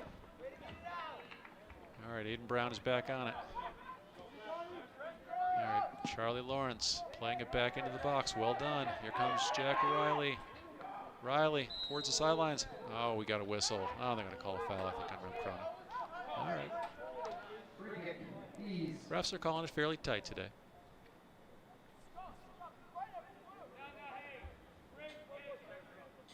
Solon needs to get a couple more goal scorers into the game. Right now, the guys we got playing up in the midfield aren't terribly offensive-minded here. Let's see what we do. All right, ball comes in. Well played by Aiden Brown. And Diego Duran on it. Duran playing it wide. Lockman can't get it, though. All right. Brecksville ball. Brecksville's going to check in 4 subs into the game here for the last 7 minutes. 7 minutes to play.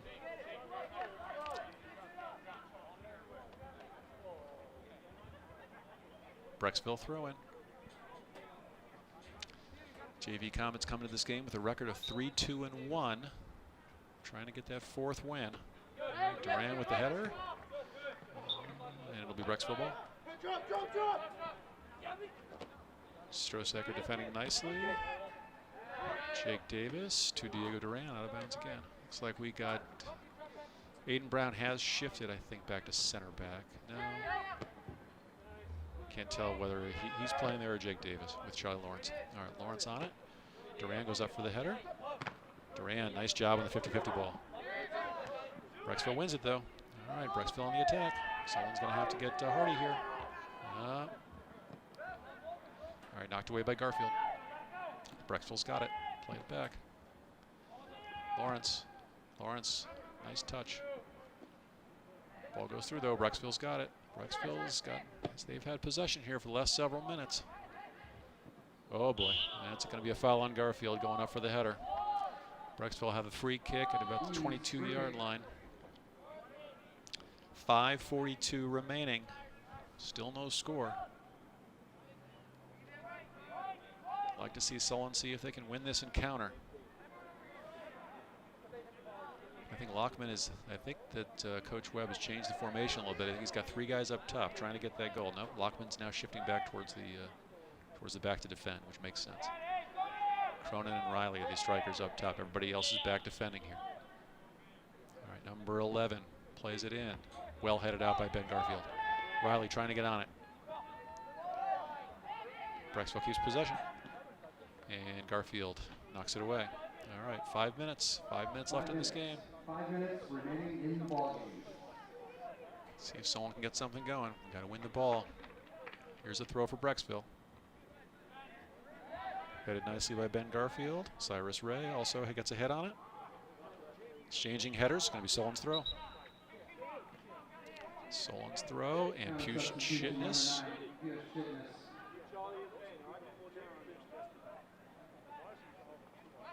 Checking in. It looks like Jake Davis is checking out for Solon. So we'll have, looks like Solon may be going to 3 strikers up top, 3 forwards at least. Looks like, yeah, Cronin is playing in the middle, Riley on the wing. And I assume Push is also playing up top. He's played up top all year. Ball comes back. Brecksville now on the attack. Kicked away nicely by Solon. All right, Riley. See if Jack can make something happen. Well defended by Brecksville again. Brecksville, they don't make too many mistakes back there. All right, cleared towards the middle. Here we go. Chitness plays it wide to Duran. Duran plays deep. Good ball. Good ball. Here comes Cronin. Cronin's down. No call. No call. No call. Solon wanted a call. They didn't get it there. All right, play back out wide to Riley. Riley takes it to the corner. Riley's in the corner against number 8. Riley making moves. Riley, oh, nice job. Megged somebody, got it right to the middle, but couldn't do anything with it. Ben Garfield has to play it. All right, Aiden Brown now on it. And we're going to have a foul on Brecksville, I think. Yeah, well done. All right, Ben Garfield taking the free kick. About 44 yards out on the left wing. 3 minutes left in this game. Let's see if Solon can keep the ball down on this end and try to at least challenge here. So they're pushing everybody up. No, Aiden Brown maybe staying back. Charlie Lawrence is coming up to try to use his height there in the box. All right, let's see if Garfield can put the ball into the box. Very well. Nice ball. A little wide, though. All right, a little wide, so it'll be a goal kick for Brecksville. 2:38 to play, no score.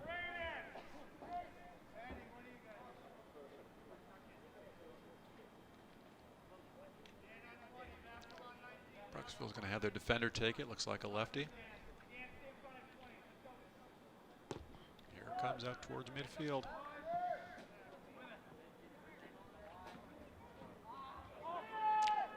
Charlie Lawrence on it for Solon. Lawrence plays it up. Cyrus Ray. Brecksville's got it, though. Just over 2 minutes. Brecksville on the attack. Lawrence tried to clear up, but Brecksville did a nice job. But it's going to be a goal kick. All right, Solon trying to do this quickly to see if they can get another attack going. Absolutely. Ari Friedman taking the kick. Friedman steps into it. Uh-oh. I guess Brecksville's onside. Well, all right. Defended away by Garfield. All right, it's going to be a Brecksville throw on the left wing here with 1:34 to play. Here it comes towards the middle. Oh, they got a nice play on it. Number 15 chips it in. Or he's there. All right, Friedman's there. All right, let's see what they do. A quick punt for Friedman here. Let's see if Solon gets something going the other way. Nope, they can't keep possession. Brecksville's got it. They play a long ball down on the left side. It's going to go out of bounds. It'll be a Solon throw. Just over a minute. Both teams scurrying, trying to see if they can get one to get this, get a win. Garfield telling everybody to get up the field. All right, Ben, let's get it in here. Let's see what we can do. Ben Garfield taking the throw. Headed towards the middle. Okay, here's an opportunity. Push Chitness coming down the field. Chitness, oh, good ball. Good ball. Oh, even better ball. Josh Lockman coming up on the right. Lockman, get a shot off, Josh. Oh, nice cross into the middle and through. Jack Riley. Riley on it. Riley. 32 seconds left. Still no score. Riley, Solon in the scrum. The ball comes out. The keeper's got it. Good opportunity there, but they couldn't take advantage. Lockman had a nice cross. There was nobody there. All right, there's the punt. 17 seconds. Duran boots it towards the left. Brecksville's got it. 10 seconds in the game. And it looks like this one's going to end in a 0-0 tie. Duran will clear it out. And Solon could have had an attack there, but that's the ball game. 0-0. Solon and Brecksville, well played game.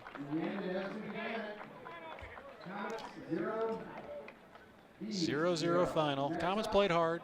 Brecksville, they didn't make any mistakes in the back. Well played game, 0-0. That's about the way the game was played. Even game. Both teams played hard. Both teams played well. Both teams were good defensively, and nobody could get one. Solon moves to 3-2-2 on the year.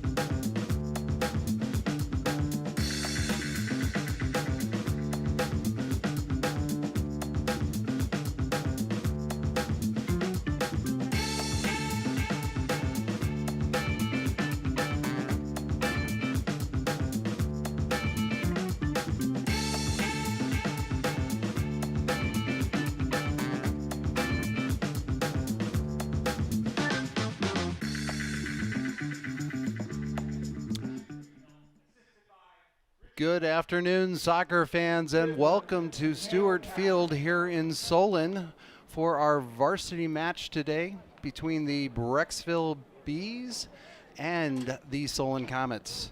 It is overcast. We had a beautiful start to the day. The JV started their game with bright sunshine, but sunshine has given way to clouds, and at this point we are about 53 odd degrees. It's a little chilly. Thankfully, the boys won't notice because they're hyped up and ready to play. Your Comets come into today's game 3 wins, 2 losses, and 1 tie. They are on a 2-game winning streak, also 2 games into a 5-game homestand. The Bees are taking the field here as well.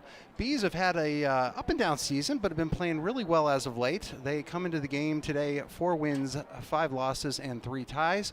Most recently, they took over a game against Nordonia, a 5-2 victory on Thursday.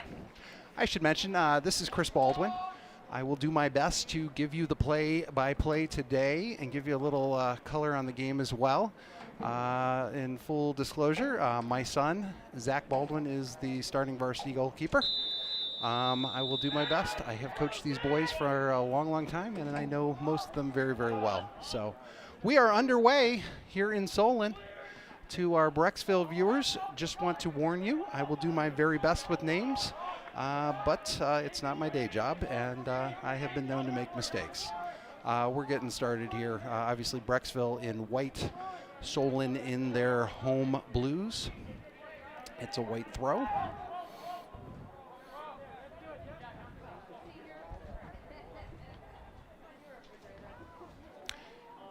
Long throw into the box. It's a beautiful one there. Aaron Kaiser with the header to try and get it out of trouble. And talking with Coach Ryan Greenhill, he was very specific, saying that for the Comets to be successful today, they have got to get out early. Really come on strong in the first 15 minutes. So far, I realize we're all of a minute in, but it looks like Brecksville is really setting the pace for the game today right now. Some nice passing. It is worth noting, Brecksville has been a thorn in Solon's side for years. How do I say that? Well, 1 win, 2 ties, and 2 losses for the Comets over the last 5 seasons. Brecksville is extremely well coached, plays really good possession soccer, and honestly, skill set wise, they're up there with the best of them. So I know they're having a 500 season right now, but it looks like they're picking things up. Again, I know our coaching staff told our players to make sure that they did not overlook the Bees in any way, shape, or form. We only have to go to last year when Solon traveled to Brecksville, a game where the Bees came up. Oh, we're moving the ball early here. Here we have Eric Nwafu penetrating. He's got such a good touch here. Look for a cross, and there's the cross to the middle, and that ball goes out for the corner kick. Eric actually was the game saver last year. Comets were down late in the game, 1-0 to the Bees. Eric came through with 2 minutes and 40 seconds left with a game-tying score that turned out to be the saving grace. We've got Andrew Mesmer here with the corner kick for the Comets. He's going to send that into the box. And backdoor, Ryan Funderburg puts it up, and that is over. Goal kick, Bees. As I was saying, Eric really saved the Comets last year in that game. It was looking like it was going to be a really frustrating loss. Fortunately for us, Eric put it all together when we needed it. Goalkeeper, I should mention here the starting lineup for today for the Comets. You've got Zachary Baldwin back in goal, Brandon Silverstein in the middle. We'll hold off on that here for a second. Got Eric looking for somebody to pass to. He's going to go ahead and send it out to Noah Yonke out on the side. Noah's going to go backdoor with it. Oh, look at that. You've got Jake Moss, and that ball is almost, but no. He was also, it looked like, offsides on the play. See, I thought I saw the official raise his. Nope, he's going to go ahead and call a goal kick. We'll take that. That right there is a perfect example of this Comets offense. They can score from any position, and so far they have. You've got Eric Nwafu, senior. You've got senior Jake Moss, who just actually had the header there. And you've got senior center mid, Noah Yonke, each with 2 goals. And then you've got 6 others with a goal each. Andrew Mesmer coming to try and bring it down. He runs out of real estate. That ball is going to be a goal kick for Brecksville. I'll do my best to introduce the team here as we're going through. Coach Ryan Greenhill is going with his usual starting lineup, or I should say the starting lineup we've seen the last couple games here. He has got Jake Moss out on the right wing. He's got Eric Nwafu, striker in the middle. Oh, we got another attack going here. Eric's looking to take it himself. Thought he was going to make a pass over there to Jake Moss. Kellen Zielinski coming up. Great thing about Kellen is he plays fantastic defense, but honestly, he is a threat offensively and can hit from just about anywhere. Here we have Brandon Silverstein trying to do the give and go here. Looks like the Comets are really just trying to find their energy, trying to find the pace of the ball. Oh, nice move there by Jake. Jake's going to go ahead and try and take that one himself. Looks like the Brecksville team would have none of it. Nice job by the goalie there. For the Comets to be successful, though, they've really got to control the pace of this game. That happens in the midfield. Midfielders, specifically, you've got your center attacking mid, that's Noah Yonke. And then around him, he's surrounded by Eric Mesmer, a junior. Really nice possession style soccer with Eric. And then Brandon Silverstein, who I'm going to say is the muscle in the middle. That kid put on easily 15 pounds while we were all working from home. Apparently he was lifting, and it shows. Ball goes out. It's going to be a Comet throw-in. And as I look here, it looks like we might have a substitution here as well. We're pushing people back, so. Kellen Zielinski's going to go ahead and take the throw-in. Kellen can play just about any position on the field. I haven't seen him in goal, but honestly, I wouldn't put it past him. He's got that kind of ability. He's got a real nice throw here as well. Comets, to be successful, though, they've got to start from the middle, and they've got to take control in the middle. We've seen that the last 3 games. We've played fantastic soccer, and honestly, it's all started in the midfield because we've been able to control the pace of the game. We've been able to move the ball to the outside, find the open man. Here we see Brecksville on the attack. Nice little chip over there that Baldwin's going to gobble up. Nice little 1-2 touch here. It does start in the midfield, though, and you're going to see if the Comets are successful, they've got to control the middle. Best part of the Comet offense, and we're starting to see it here a little bit. We've seen it on a couple tacks already. We've got a lot of speed up front this year, a lot of speed, a lot more than we've seen in the past. If you recall last year's team, Billy Furlong, fantastic speed, beautiful left foot shot. This year, it's not just one player. it's in the entire front lineup that really can score. And it's got really good speed all the way around. Hey, real treat coming up here. Here we have Ryan Funderburk. He is the senior defender. He has got a fantastic throw. He is a baseball player in the offseason. That's right in the box. Off Eric Nwafu. No, cleared by the Bees. Nicely done there. But as you can see, Mr. Funderburk is going to do it again. This is the key of having a baseball player that's got just a wicked, wicked set of arms there. He's going to drop that one right in the middle, and that one looks like, is it? Yes, it's a corner kick. So far, the Comets have scored on one corner kick this year. They tend to, they're still putting it together. It's been a year because of the start we had. We were a good month behind everybody else. Noah Yankee's going to go ahead and take the centering kick from the corner. They're obviously going to be trying to target Eric Nwafu, who stands at 6'4". We're going to call him the Tower of Power. There's Eric up there on top. Snaps it with his head, but no. Nice gobble up by the Brecksville keeper. As soon as I find my notes, I can start mentioning names for Brecksville. That being Nicholas Firestone. Nice grab there by the keeper. And a little miscommunications between Andrew Mesmer and Brandon Silverstein results in a Bees throw-in. The Bees this year, really, I think they're at that turning point in the season where things could go really well, or it could be a 500 season. If they get the win today, they'd be back at 500. They're coming into a set of games that I think are going to actually be pretty tough. At least I know I'd be thinking that. Zach Baldwin pulling the striker out to the side. All sort of things that you can do with a experienced back lineup that knows how they're playing. And really, that is one of the secrets I'm going to say to this year's Solon team. These guys, particularly the 11 seniors, they have been playing together since they were 8, 9 years old. And it shows. It really shows. They just seem to know exactly where the other guy's going to be. Now, as I was saying, though, with the pandemic and all the, I'm going to say not normal that we've had this year, it's just been such a challenge for these guys to get in stride. They've not played another opponent since March before we started our season here mid-September. And it showed. The boys took a little while to get their game legs. Here's Nwafu. He's going to feed that one back to Zielinski, but nope, that is intercepted, and the Bees are on the attack, working their way through the midfield. Eric Mesmer trying to catch up, and that ball goes out. Looks like it's going to be a throw-in for the Bees.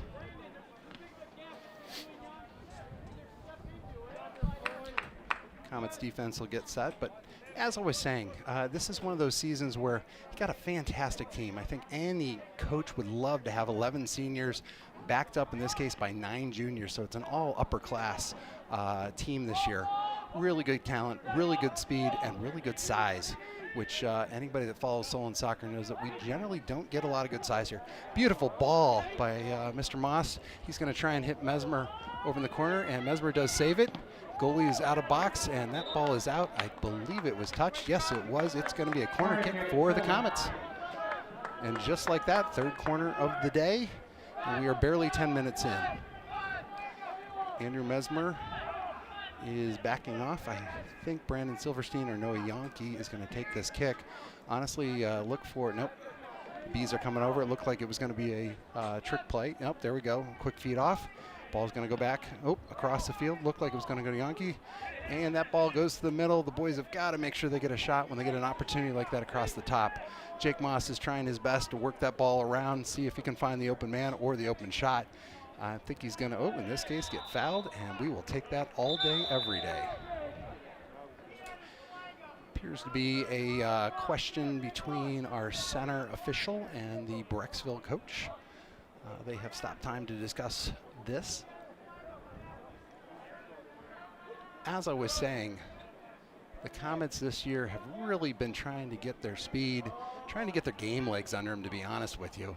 It's taken time. We started the year off with a Greater Cleveland Conference game against the Strongsville Mustangs. Really entertaining game. The boys had a chance to win that one, but honestly, we just ran out of gas. We were fortunate enough to walk away with a 1-1 tie. Easily could have been a loss. But every game the boys have played, they seem to get better. As you see with other sports like football, it takes a little time for that team to get really in jive, especially the offense, to get all in the same step, so to speak. Watch for Noah Yankee here to take this cross. He's going to put it right at the point. See where that one falls. Oh, he's going near post on it. Nice clear by the Bees. Really impressed with that.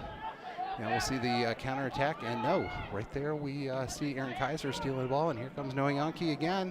Noah thought about a shot, thought otherwise, but Eric's going to say, I got that. And Nicholas Firestone says, no, man, I got that. Nice save by the Bees keeper. Ball is moving around through the midfield. We got Kellen Zielinski sending the ball up to Noah Yankee. And Eric Nuafu working that ball around, was trying to get the corner kick, but well played by the Bees defender. You're going to see this all afternoon. Anything that's near the goal, Ryan Funderburk is going to come in there. He has a good 25, 35-yard throw, so he is lethal from there. He's already got 2 assists on the year with his throw-ins. Again, he's going for the biggest target there. He's going for Eric Nuafu. Eric Nuafu is 6'4". He's got a head above everybody else. Ball's going in the middle. Eric is the target, and Eric gets his head on it and hits that ball out of bounds, and it looks like they're going to call another corner. We'll take that all day. Again, having a son who's a goalkeeper, I know that size, especially up front, is so tough. Nicholas Firestone is doing a nice job there with the Comet offensive player right there trying to shield his view. For him to get a touch on that, especially with Eric right there as well. Well done, keeper. Noah Yankee's going to go ahead and serve this one up. Looks like the boys are running a set play. This one's going to go back post, and we've got a guy there. Oh, and it was Ryan Funderburk with the header. Unfortunately, couldn't get enough push on that to really do much with it. And just like that, the Bees send the Comets packing once again out of the defensive third and into the midfield. So far, I'm going to tell you, it looks like the Solon has been fairly successful at really getting that attack going. So we see Eric Nuafu send that ball across, and that one cleared by the Bees center back. As I mentioned early on, Coach Greenhill really wants to see the boys take control and get that goal early. We've seen it a couple times here early on where it just seemed like we were trying and just could not get that ball into the back of the net. Finally, once they got it, seems like they slow down a little bit, they relax. It's a key part, and it's obviously something you see a lot in high school soccer. Boys are all revved up, ready to go, and they want to go ahead and make sure they make it. Ball goes back from Ben Moss back to Zach Baldwin. Zach sends it up. That ball goes into no man's land, and it looks like we've got a nice attack here coming from the Bees, sent out to the side. Ball goes over the end line. I believe we've got a corner kick. A little hard for my angle. Yes, we do. So the Bees will set this up. First chance to see them in their set piece here. The Comets defense, again, it's all upperclassmen. So far, they did get their first shutout against Twinsburg on Thursday night, 4-0 shutout against a Twinsburg team that's already scored 25 goals in 10 games. So that was a quality win. We'll take that. But they, like everyone else, have got to watch for making silly mistakes. I know that early on, the goal against, there's Baldwin going up, tried to get the punch on it. I don't think he actually got it there. It looked like it went over his hand. That ball goes over the end line. It will be a goal kick for the Comets. As I was mentioning, Zach takes a quick restart there. Out to, who is that? That is Ben Moss. That would be Jake Moss' twin brother. Funderburk is going to go ahead and send it to him back and then work the ball around. Again, what you're seeing here is what you get when you get a quality, experienced back lineup. They don't get nervous when they're sending the ball around like that. They know what they're doing. They're actually trying to pull the offense as well as the midfield up for Brecksville to create extra lanes and extra space in the midfield. So it's done by design, as nerve-wracking as it may be as you're watching. Nice throw in there, intercepted by the Comets. Eric Nuafu up, and he's probably and he's going down, and no call on that one. I'd have to agree with the official. I didn't see anything on that one either. This is pretty standard when you're watching high school soccer right now. You're seeing a whole bunch of teams really just trying to get possession and get a flow going. Once they can get the flow going, they really either push the other team on their heels so that they're constantly defending, or obviously they go on the attack and move the ball up around like that. Worth mentioning, Eric Nwafu is coming off a 2-goal, 2-assist performance. He had a hand in all 4 goals against the Twinsburg Tigers on Thursday night. Really an all-star performance for an all-star kid that does nothing but play great soccer. And he is an easy target, I'll tell you. Watching him run sometimes, I forget that he's actually really, really fast because he seems to just run it and stride there, and you just don't, it's like an optical illusion or something like that. Zach Baldwin's going to send it down the middle. He's looking at Eric. Eric plays a beautiful layoff to Noah Yankee. Noah Yankee's going to try and hit Andrew Mesmer in stride. Ball does get to Andrew. We'll see what Andrew does here. He's probably going to try and win the baseline. Nope, gets that one step, and he's going to put that ball. Nice defense. Nice defense by the Bees to clear that one out. Got a nice little counterattack going on here. And I think he's going to run out of real estate. He is. It will result in a throw-in for the Comets. With us now being in our 7th game, it's worth noting that the majority of the league is now in games 10, 11, and even 12. So we are still about 5 games behind everybody else. So we're still playing catch-up. When I say catch-up, it's not that we need all those games and need to be up where they are. It's, again, just trying to get ourselves into the game flow, get our feet under us, and get really used to understanding what everybody's going to do. Ooh, that's not good. Ryan Funderburg on the ground. He's slow to get up. Nice defense by Ben Moss to clear that ball. And it looks like there's going to be a substitution here for the Bees as they move one of their center mids out. It'll be a throw-in, though, for the Bees on the other side. But at both sides, or both ends, excuse me, of the field is really where the Comets are trying to eliminate any mistakes. Trying to do their very best to make sure that they are keeping themselves in a position to win and not giving up anything stupid, which unfortunately is part of any type of high school ball. Stupid plays usually result in goals. We'll see how the throw-in is. He takes a really nice long one, and that one is really nicely well done and cleared by the Comets. That was Ryan Funderburg coming around there to clear that. Andrew Mesmer does a nice little touch. He's going to try and hit cross field. Yes, he does. He's going to go ahead and send that over to Jake Moss. Jake gets a nice step on that, and he is around his defender. Just what you want to see. It's that speed I was talking about, and unfortunately the center ball did not go where we wanted it. That's okay. These touches will start to come together here as we get a little bit farther along in the season. It's these little touches. It's these missed passes, missed touches, etc. This is where, as the team continues to get more experience, team comes together, they're going to make less mistakes. And as they're making less mistakes, you're going to see good things happen all the way around. Kicking the ball, trying to get some flow going here, and Noah's unlucky on that one. He loses that one, but that's okay. We lost it in their end of the field. We will figure that out. We're just about halfway through the opening half. Both teams really trying to get themselves established. It's been more offensive attack by the Comets thus far, but the Comets are still trying to put it all together. As I say that, the Bees do a real nice job of really just looking for the mistake, looking for that opportunity to take advantage of, and they have done that to us numerous times over the last couple of years. It just seems that whenever that ball is going to take a bad bounce or somebody's a little bit late covering up on somebody, that's what happens. As is usually the case when you are the tallest player on the field. Occasionally you're going to run into people and they're going to fall over. Eric Nwafu, unfortunately, is public enemy number 1 a lot of times with these defenses, because if he can't get to the ball, he's going to go through you to try and get it. Sometimes the referee's going to let that go. In this case, not so much. So it's going to be a free kick for the Bees deep in their back line. He's going to clear that ball up to midline, and that ball's going out. So unfortunately, missed opportunity there. Comets, it looked like we're going to take a quick throw, but we've got a substitution. This is a substitution that Coach Greenhill has been making. He's pulling Brandon Silverstein, one of the holding mids, out for junior number 16, Tyler Pollock, to come in. Tyler is another one of those players that when the boys were sent home in March because of the pandemic, he hit the weight room. He put on a lot of strength in the off season, and it shows now.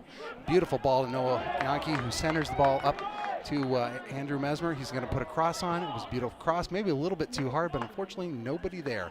That's what I'm talking about. They're still trying to find where to be, when to be there, and when to make that pass. These are things that come up as the season goes on. Right now they're still trying to find their steps. They're getting beautiful attacks like that, but nobody to put it away to. So it'll happen. We just got to give it some time. Brecksville making a substitution there, and it will be a cold kick for Mr. Firestone to kick out.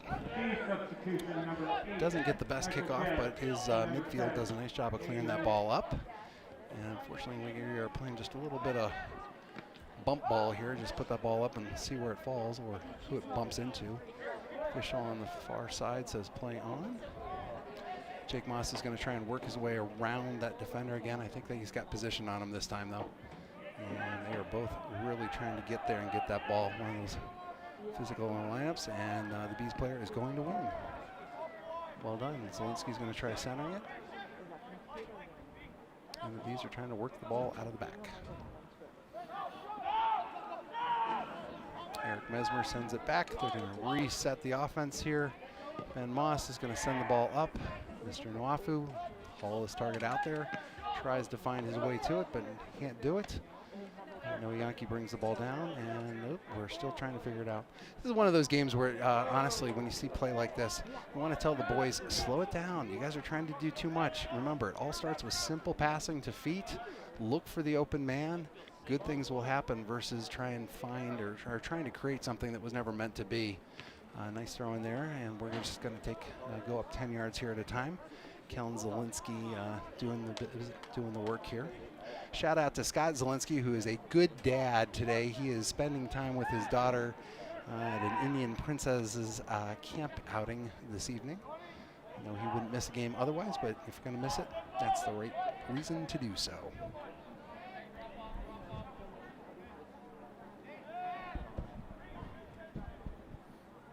Kellen's going to look for additional targets here. Eric, beautiful little touch over there, and unfortunately that ball's going to go out. So far, the Comets have so far won every game at home. All three wins have been home victories. They started the year off with a 3-1 victory over the Metro Cardinals in a Greater Cleveland Conference game. Followed that up with what I'm going to call a statement game against the Homestead Falls Bulldogs. Homestead Falls, quality program from the west side. They were ranked as high as second in the Greater Cleveland coaches poll, although they were 8th when we played them. The boys came out with a 4-1 win there. Could have been a lot more. And then the rivalry game against the Tigers of Twinsburg on Thursday. That was a 4-0 win, as I mentioned. That was really the Eric Nwafu show. He did a phenomenal job of really having a hand in every single play there. So we're going to get pushed back here. That ball went out right by the line, or excuse me, right by the flag. Well, it looks like we still got some yards on it. We'll take that. Ball comes around. One of the things that I would say is really unique about this year's team is the Comets, as I mentioned, the juniors the seniors and the juniors, all of them have played together so well for so long here. Coach Greenhill and his assistant coaches have done a really nice job of bringing these guys all up together. You've got 3 4-year varsity lettermen. Whoops, there's a miss. It's okay. Baldwin's going to go ahead and grab it. Look for a big boot here. A nice boot by Zach, and that one's going to come down around the 30. And we're going to take a lucky bounce off a header. Beautiful ball by Andrew Mesmer. Noah Yankee is attacking. He's going to try and win that baseline. Nope, he's going to feed it back. Look for the ball to get centered and penetrating run. Ball's in the middle, and nobody there to put it home. Nice job by Nicholas Firestone there to snag that one up there to make sure that there'd be no problems with it. He's going to go ahead and punt that one down as well. Ooh, not a good punt. Looked like it hit off the side of his foot, but nice recovery by his midfield there as well. When you get a team of players that has really been playing together for a long time, it's just this innate ability to know where to stand, to know where to make the pass. That's something that we've been very fortunate to watch the last couple seasons as these guys have really tried to put it together, but this is what we were hoping to see in their senior season. So far, we're trying to make some crosses here. We're trying to set things up, but the Brecksville defense is doing a really nice job of smothering that up. 2 guys go up for the ball. 1 guy falls down on his butt, and the other guy is going to get, or other guy on his back is going to get the call. In this case, that's Kellen Zielinski. getting the call there. Excuse me, Ben Moss, pardon me there, Ben. Ben also tends to take the resets, the free kicks. Watch for this ball to fall just about the point. We'll see if they run on it. Here it comes down at the point. Eric Nwafu is up, hits the header, and right into Nicholas Firestone's arms. Great save by the keeper. Doing a good job of making sure everything that's coming at him from the Comet offense, he is matching up in the air in that case. So nice job, keeper. Give credit where credit is due. Ben Moss is going and winning that ball. He passes it over to his twin, Jake. Jake sees a target streaking down, that being Eric Nwafu. Eric's going to go ahead here and probably see if he can win the baseline on him. He's looking for Noah Yankee in the middle is what he's trying to do, although nice defense there. They go ahead and they center it. Noah does get the ball. He feeds it over to Eric. This is where Eric's most dangerous, and no, I don't think so. Unfortunately, it looked like it played off the side. I thought that was going to be a goal kick. The referee says no, that touched. It's another corner kick for the Comets. Now in the professional leagues, you'll find that the majority of the goals, about 60-odd% of them, are scored off of set pieces like this. Obviously, as you go down to high school, college, you're not going to see as many goals, but they are trying. This is an area here where Noah's going to want to try and drop it in. He's got a nice ball in there. He's looking, oh, nice defense with the header to clear that thing out of danger. Noah's going to go ahead and have another shot at it here, see if he can beat his man and create something. This is one of those plays where honestly I'd like to see him play it back versus trying to force in the middle.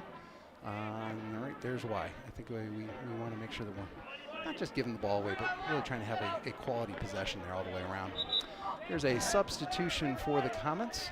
David Hedden is back in, number 14. He's a junior. He's going to replace Jake Moss coming out to the right wing there. This is David's first game back since really first game of the season. He had a hamstring pull that has kept him out of the lineup here for a while. Ryan Funderburg's going to serve this one up. Look for this to be on goal, and it's a good one again. David makes his presence known immediately with the header there, and he's trying to get it around, and Mr. Head, nope, a little bit late on that one. Andrew Kaiser's last man back to Tyler Pollock. Sends it over to Ben Moss. He's going to feed Kellen Zielinski on the side. This is what you want to see. This is possession soccer. You want to get the other team running around, always chasing the ball here. By doing so, you create extra lanes. There's a hit off the ball. Yes, he called that. Sometimes the referee will let that call go, especially if, in this case, the Comets could keep possession. When Ben made the kick, he got cleared out on that one, and it was a foul. It was the right call all the way around. Thank you for joining us today and this afternoon. As I say that, it's been such such an unusual year, but having things like SCTV, Solon Education TV, to show all of these streaming games so that not only moms, dads, grandpas, grandmas, aunts and uncles, and anyone else that's not around or can't get a ticket, because we are limited on tickets, to be able to watch the games is a big deal. Quick mention of SCTV. It is students that are running the cameras this afternoon and doing a great job getting really good views here of what's happening. All that goes back to the truck, which then goes on to YouTube, and you see the result. This has been one of the pluses. I know that usually we get about 2-3 of these games a year.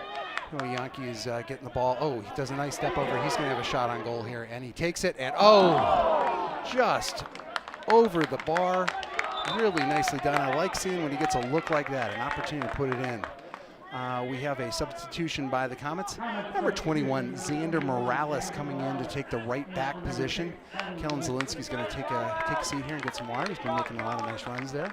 Xander came to Solon from Wisconsin for his latter part of his sophomore year, and has been with the team as junior and now his senior seasons. Got to tell you, because my son Zach plays with him on club ball for the Force. Really solid defender or midfielder. He can play multiple positions. Right there, Mr. Kaiser is going to try and get us out of bad position there. Zach feeds it back over to Aaron Kaiser. Aaron's one of the center backs. He's a junior. Feeds the ball over to Tyler Pollock. Tyler's going to keep possession here. He is one of the holding mids. He's trying to find a target. David Hedden is in the middle here trying to work the ball around. This is what you want to see. You want to see your midfield and your defense just moving the ball around. We're essentially trying to look for the open man and get that ball around to them. Essentially, we're doing a lot of running in hopes that somebody either falls or somebody doesn't pick up the man, and it goes from there. Brecksville's doing a nice job of putting pressure, doing exactly what they should do, trying to make sure that things are not easy for the Comets to do so. Nice centering ball to one of the Brecksville strikers there, number 7, that being Aiden Minnick, looking to try and get that ball to create a offensive attack. Ryan Funderburk out on the wing, and Mr. Pollock tries to thread the needle, but that's not happening. But thankfully, Andrew Mesmer runs that ball over, and here we go. Eric Nwafu looking for something. Brecksville covers it up and says, I don't think so. We're going to take the ball and see what we can do with it now. Brecksville plays the ball out, and unfortunately runs out of real estate as we go.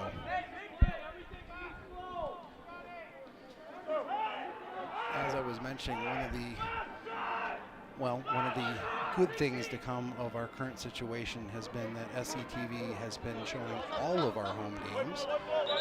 Really, really happy about that. It's a chance for everybody, including those that aren't around, to see the games online, watch them at their leisure later on. You have been so far able to hear Jeff Sabo calling the play-by-play. Jeff does a wonderful job, puts a lot of emotion into his calls, and I really enjoy hearing him. We've been fortunate to have Sean Furlong, who is Billy Furlong's dad. Billy graduated last year and is at Ohio State this year. Sean's got just a beautiful, beautiful baritone voice. I don't have either of those. I don't have the emotion that Jeff has. I don't have the baritone voice that Sean has. I will do my best to give you background and hopefully keep you entertained here as we're walking through the game. We're at less than 10 minutes in the first half. Comets so far unsuccessful, and we're starting to see some nice little counterattacks here coming by the Bees. That ball is given away, and Mr. Ryan Funderburk is going to go ahead and take it, play it back. Tell Ben Moss, let's reset this and do it all over again. Ben decides that he wants to try and get that offense happening, but fortunately errant pass there. Right now, this is where, as a Comets fan, you want to be careful, because you want to make sure that they're looking for the attacks. They're a little frustrated that nothing's happened so far. Nice ball there by Eric Mesmer, feeds Noah Yankee. Noah's looking for the opening. Nice defense by Brecksville there to stop him and slow him down. Eric's going to try and push it through again, but no. The Bees send that ball out of danger and out of bounds. We have another substitution for the Comets. In this case, number 1 junior Brandon Silverstein is going to come in back at one of the holding mid positions. He substitutes out Eric Mesmer, who was in on that last play. Ryan Funderburk is going to take the throw. From here, he will not hit the goal, but he will put a nice little ball down, trying to get it to David Hedden. That ball a little off the foot there from the Brecksville defender, and we're going to get a little bit closer. This ball will be on goal. So we'll see what Ryan does here. Against Avon Lake, that poor kid had 10 throw-ins. 10 throw-ins, you take about 30 yards per throw. That's 300 yards of throw-ins in the course of one game. I gotta believe his arms were hurting. Nice centering ball there. It looked like Tyler Pollock tried to get his head on it. It wasn't happening, and that ball goes out. That's okay, it's gonna be a throw-in. And that, again, is Ryan Funderburk. Again, against Avon Lake, fortunately, that was a 1-0 loss for the Comets, but wasn't because Ryan Funderburk wasn't trying. 300 yards of throw-ins, several of those on target. Oh, beautiful ball there by Eric Nwafu. Did exactly what they wanted to do, have him put it there, try and put it on the back post.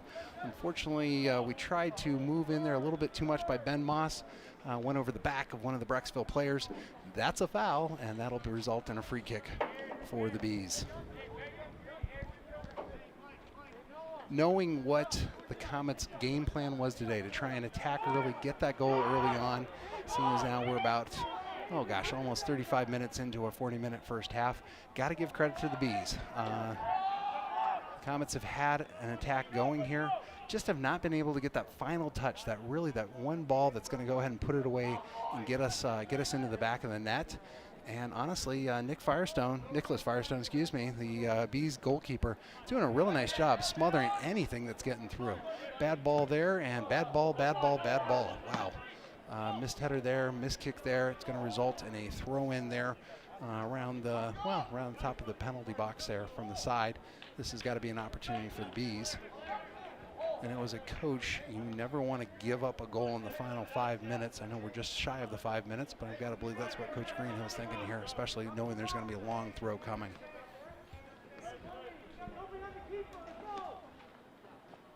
And that ball is on goal, and there it is headed out by Ryan Funderburk, doing a nice job with his arms and his head. Tyler Pollock's going to go smother that one, and the ball is out. It is a Comet throw. And Ryan Funderburk's going to go ahead and take that throw as well. We're entering the final 5 minutes here. This is pressure time here. Both teams don't want to give up a goal now. As I say that, the Comets are probably a little frustrated that they have not been able to find the back of the net so far. Brecksville's done a nice job of really handling that. And we see a nice counterattack going on here. This is where you don't want to make a mistake. Ball goes back to Zach Baldwin. He's going to feed it out. Fortunately, that's a 50-50 ball, and right now neither team wants it, and Brecksville's going to come down with it, feed it out to the wings.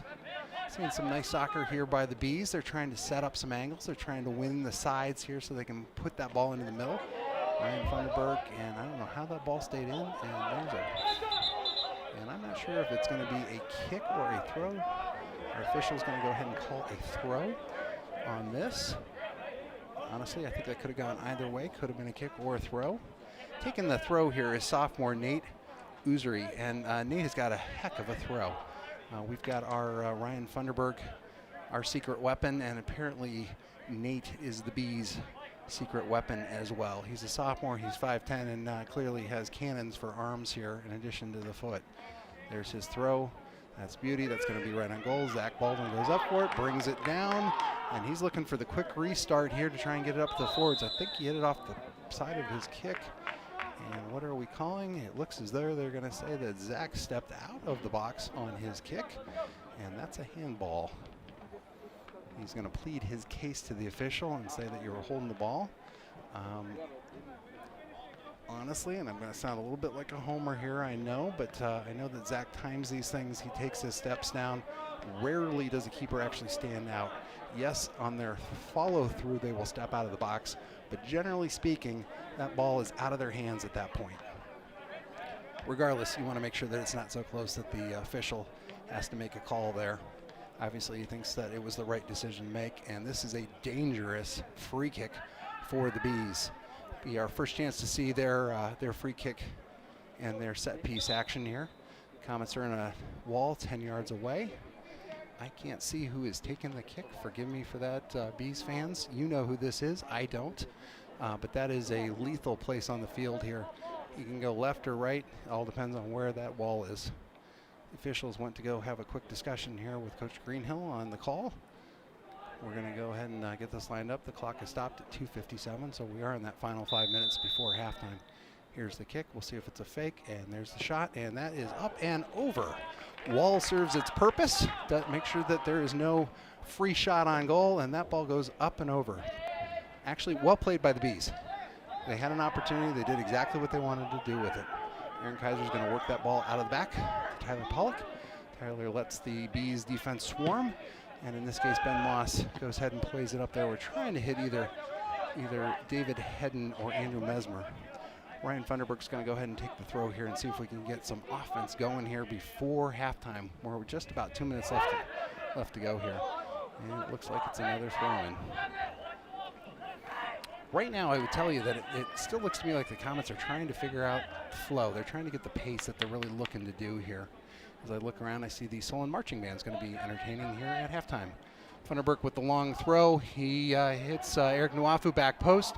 We see, I didn't see who tried to put that ball up there. I want to say that was Ben Moss.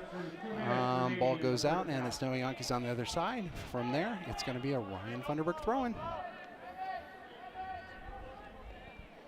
I guess if you had to look at this, it would be, hey, if we keep trying, eventually we're going to get that ball in there.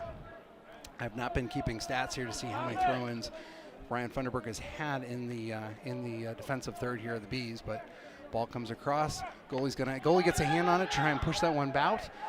We look here, and that ball goes up, and it looks like there was a handball, and yes, there was. He calls it. That's against the Comets. That's going to be a free kick for the Bees.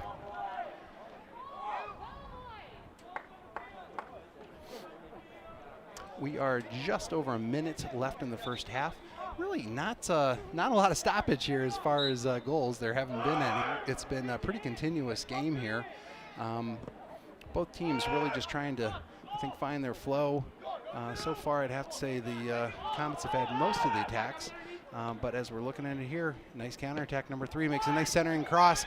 Aaron Kaiser is able to get his foot on it to clear that ball out. Tyler Pollock's working the ball around.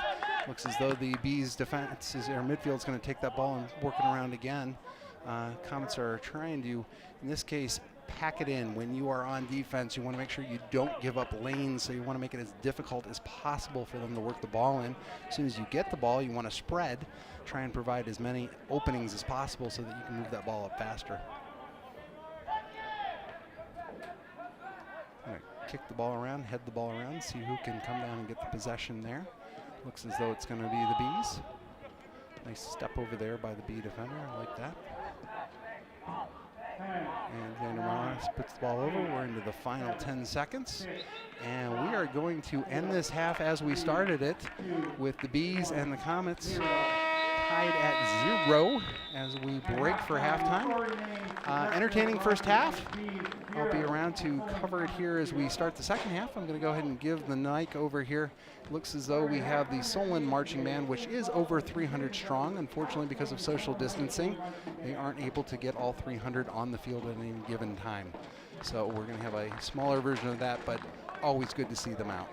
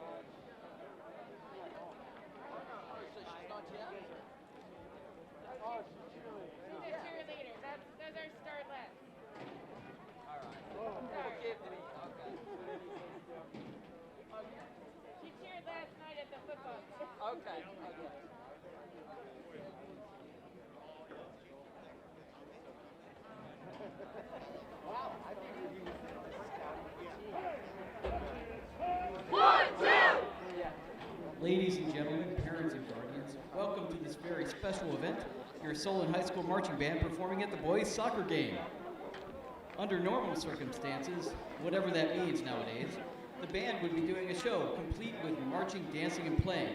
But in order to limit our potential exposure, we're leaving out the marching and presenting 2/3 of a normal performance. So what you see before you now is what we call Block B, a mere 25% of the Solon High School Marching Band, because, well, hey, the field just isn't big enough for our entire band while maintaining proper social distance. First up, we present a mega hit from 1982 film Rocky III. Here is Survivor's Eye of the Tiger.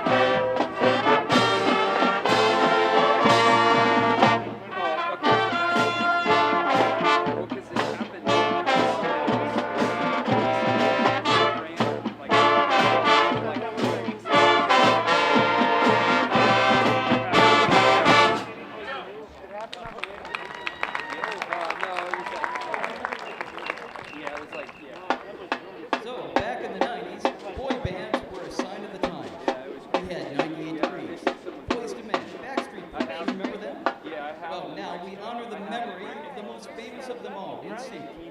Wait a second, are they still performing? Well, in that case, I guess we're really celebrating their middle-aged gusto. Now, prepare to be amazed as seniors Mariana Bice, Grace Farley, and Sierra Wise lead the Starlets in a routine to Instinct's signature hit, Bye, Bye, Bye.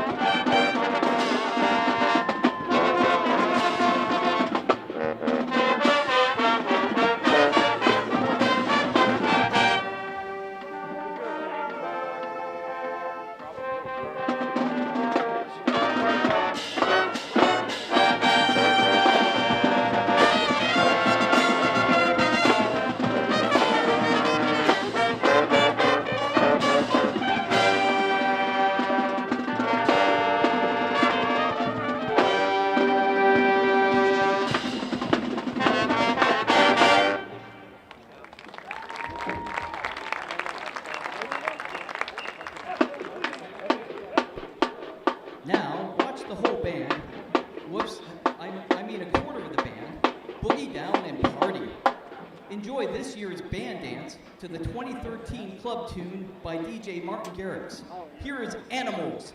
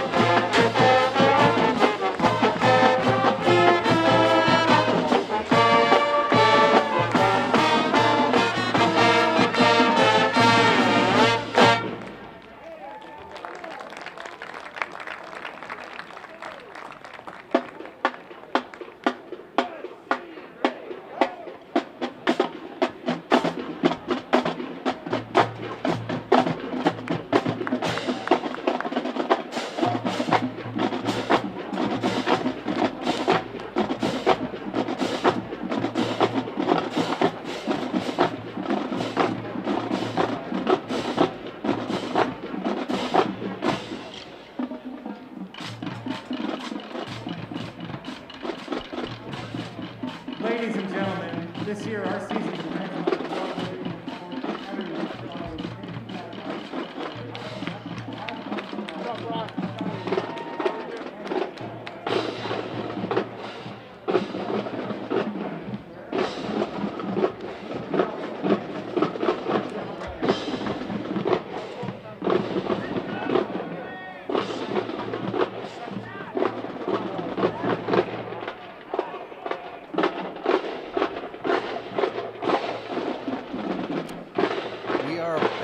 Stewart Field in Solon for the second half of the varsity game between the Brecksville-Broadview Heights Bees and the home team, the Solon Comets. Watching a entertaining first half. Knowing what Coach Greenhill's plan was for today, he was looking for the Comets to take possession, to go ahead and move that ball around, and more importantly, to try and get a goal here pretty quick. Boys were pretty successful in terms of what they were trying to accomplish on that game plan, except they just could not seem to find the back of the net. Given credit where credit is due, the Brecksville defense is doing a nice job really not giving Solon that final touch, that final look, the final play that they need to go ahead and put that ball away. On top of it, Nick Firestone, the goalie for the Bees, has done a real good job of gobbling anything up that's been in his box, and there's been a couple of headers that have been right on target. We're going to go ahead and get set to play the final 40 minutes of soccer this afternoon, and it is overcast. It's about 50-odd degrees. At this point, both teams are they're all warmed up and they're ready to go, and we are underway here in the second half. Looks as though Coach Greenhill is starting the game the same way he starting the second half the same way he started the game. The Yankees looking to go ahead and try and get this thing, break that tie immediately. Firestone comes out, grabs that ball, and says, "I don't think so." Nice ball here. Both teams look like they're trying to restart quickly, trying to catch the other team off and not really ready for it. We'll see what halftime speeches the Bees coach gave to them. I'm going to guess he said, "Hey, I want to see a pretty consistent and heavy attack right off the bat," and that's exactly what we're seeing. Zach Baldwin goes there and grabs that ball. You got Ben Moss playing a little bit of shielding there. It's always a tough call with the officiating in terms of how far they can take it. Zach's going to go ahead and take this easy, feed it out to Mr. Moss, and let him go ahead and pull it up the side. As I was saying with the plan here, it looks as though we are lost the ball here. Brecksville is coming up. We need to try and go ahead and get some touches here to go ahead and get the flow of the ball here. Take possession of the game and go from there. Both teams are, this is not uncommon. Both teams right now, I'm guessing the conversation at halftime by both coaches was, "Hey guys, we need to get an attack going. You want to see if you can catch somebody off, maybe somebody sleeping, not defending." As a result, rather than play possession soccer, both teams are moving the ball as quickly as they can, attacking, trying to create that open look, just like we're seeing here now. We've got the Brecksville players coming down the middle. He's going to go ahead and feed it off, but Mr. Ben Moss goes ahead and takes care of it. Back to Zach Baldwin. Zach goes ahead and feeds that one out to his midfield. In this case, Brandon Silverstein is going to feed it on over. Ball's going to get there. Comets trying to establish their passing game again. Moving the ball here, trying to get the look that they're going with. But again, it looks as though both coaches basically said, "Hey guys, we need a little offensive spark." Jake Moss gets the ball in the middle of the field. Unfortunately, that ball takes a bad bounce. He loses it from there. Jake is one of those guys that if we're looking for offense, he can do it, and he can do it very, very quickly. Had a gorgeous goal against the Twinsburg Tigers on Thursday. Ball hit the crossbar hard, came straight down and went in. One of those plays that you just got to watch again and again and again because it's just a beautiful goal all the way around. So Lindsay is trying to hit Eric Mwafi in stride. Doesn't do it, but Eric still gets the ball, and unfortunately that one is long gone and off the field. It will be a goal kick Bees. I would expect, from what we saw in the first half, again, Comets really have possession, I'm going to say about 85% of the time here, but could not get that final touch that they needed to go ahead and get a nice shot on Nick Firestone, the goalie for the Bees. Right now, both coaches probably worked with both teams and said, "Hey, you guys are playing good possession soccer. You're doing what you need to do. We need to do more, though. We need to go ahead and we need to create extra opportunities." How do you create extra opportunities? More balls over the top, more one-on-ones. Trying to get areas here where maybe the defense isn't paying attention and you sneak somebody around. So I'm going to tell you, I'm expecting we're going to see a little bit more open-ended soccer here in the second half. Probably a little bit faster and a little bit more physical. So we'll see where this takes us. Aaron Kaiser trying to get that ball up to Eric Nwafu, who sends it just a little bit long, and Nicholas Firestone goes ahead and grabs that ball. He's going to go ahead and take the punt here in a moment. This actually begins a really busy week for the Comets because, as I say this is game number 13 for the Brecksville Bees. This is only game number 7 for the Comets. We sat out that first month here while we were still waiting to get the all go-ahead for us to go ahead and start playing other schools. As a result, we are a little bit behind, and we're going to do something this week that I don't think is ever. Oh, and there's a set. Oh, wow. Beautiful cross to the middle. It looked like Brandon Silverstein almost had that, put it on target. Beautiful save by Nicholas Firestone to keep this game deadlocked at 0. Beautiful header, beautiful save. I'll come back to that here in a minute. Noah Yonke's going to go ahead and take the corner kick. He's going to go ahead and line that up. Solon headers, I'm going to call them, the guys that can head that ball in, are at the top of the box. They're now breaking in. Ball's coming across. And, oh, it looks as though, no, it's going to go ahead and work its way over here. Andrew Mesmer is going to have to reset this thing. And as we look over here, this is going to be a Ryan Funderburk throw-in again. Can't say it enough. As many times that we have athletes that are playing one sport year-round, see somebody like Ryan who plays baseball in addition to soccer, you see that he's got really both abilities here. He is a standout baseball player. Fortunately, that ball going a little bit off target and behind the Bees' goal, so that will be a harmless goal kick now for the Bees. But to have an athlete that is capable of playing varsity sports too, and really entirely different sports. You know, obviously soccer with the feet and baseball really with the hands, although if you're taking throw-ins like he is, I guess you're making the most out of both. Ball's played back to Baldwin. He's going to go ahead and send that ball up. Still looking to get possession. Mr. Mesmer makes the cross, goes around. Jake Moss is going to work that ball into the side. This is what we were hoping to see, and he puts the ball up, and away.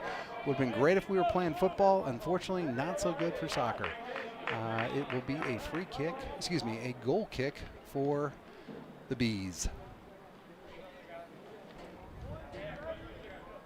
Both teams really guessing got a talking to at halftime, saying, hey, we need to get some offense. You guys need to take a little bit more risk. You guys are playing good, steady soccer, which is something we want to see, but ultimately we need a penetrating attack. We need something that's going to go ahead and get some results here. So we're starting to see a little bit more open-ended play. This is where you're trying to hit a long ball to somebody who's breaking a run. Nice ball up the middle. Oh, nice header there to stop that. That was target there was Eric Nwafu. We're going to play the ball back to Aaron Kaiser, who again is going to work that ball up. See that the right now the difference is this. In the first half, you saw a lot of balls that were going east to west. They were going across the field. Essentially, that's possession soccer. You're trying to find the open man. You've got guys running all over the place, and you're trying to see where and when to hit them. Now the strategy has changed a little bit, really, for both teams. They're now going more north-south. They're attacking. They're looking first and foremost to attack, not necessarily to keep possession. Nice ball across the side. Zach Baldwin's going to want to walk that one out to make sure that it goes out and doesn't become a Brecksville controlled ball deep in their zone. It's going to be a throw in here. And I do not believe that Zach Baldwin would ever take that. And we have a timeout. I'm not sure what the call is either way.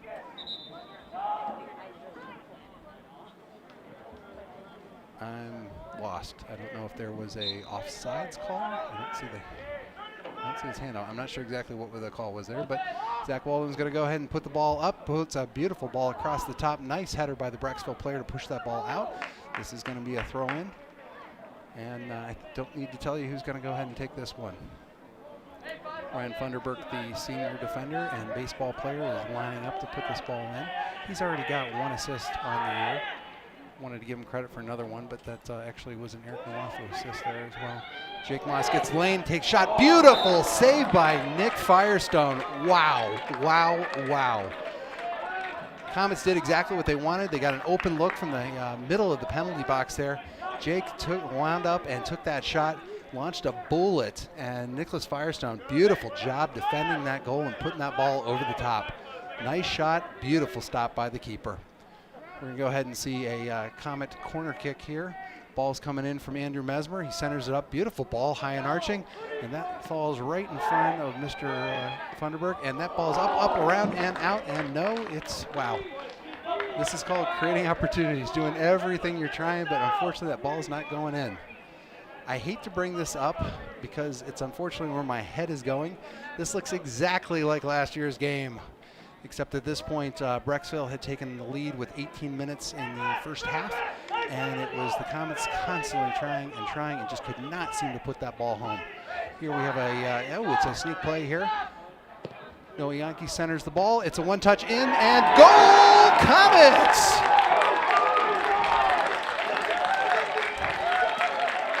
Andrew Mesmer, beauty. That was just a beautiful play all the way around.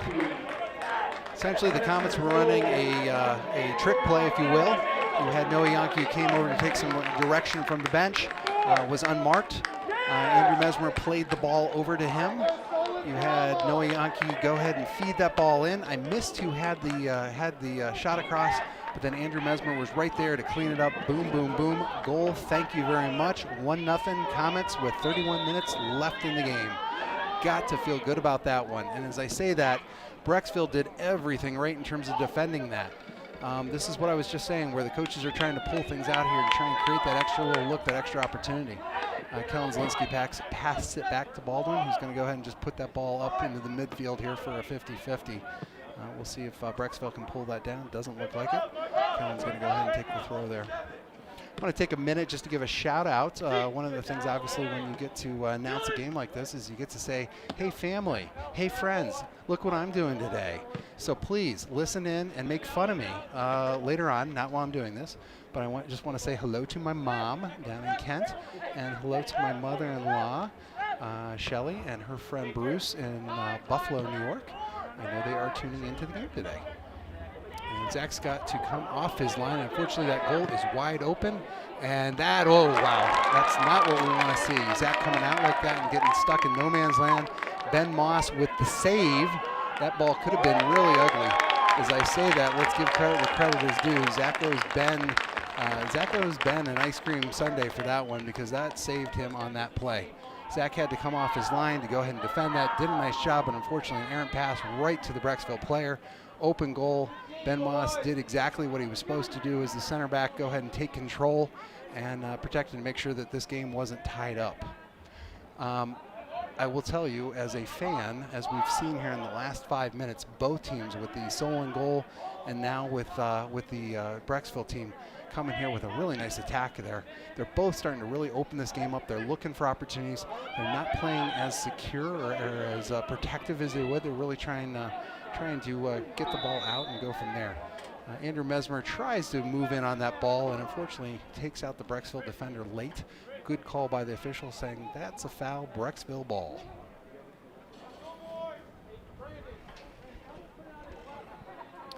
It's worth noting that Coach Greenhill, unlike teams that he's had in the past where he's had, I'm going to say, 2 or 3 key players that he was really trying to look for, this year's team is really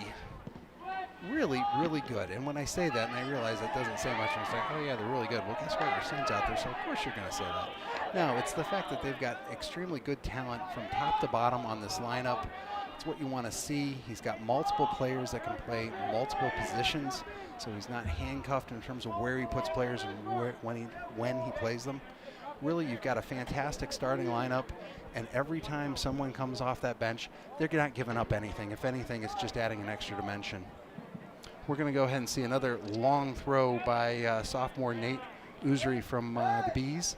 This one's going to be into the box, as we've seen. He's there at long distance threat, and as a sophomore, he's going to be doing this for a while.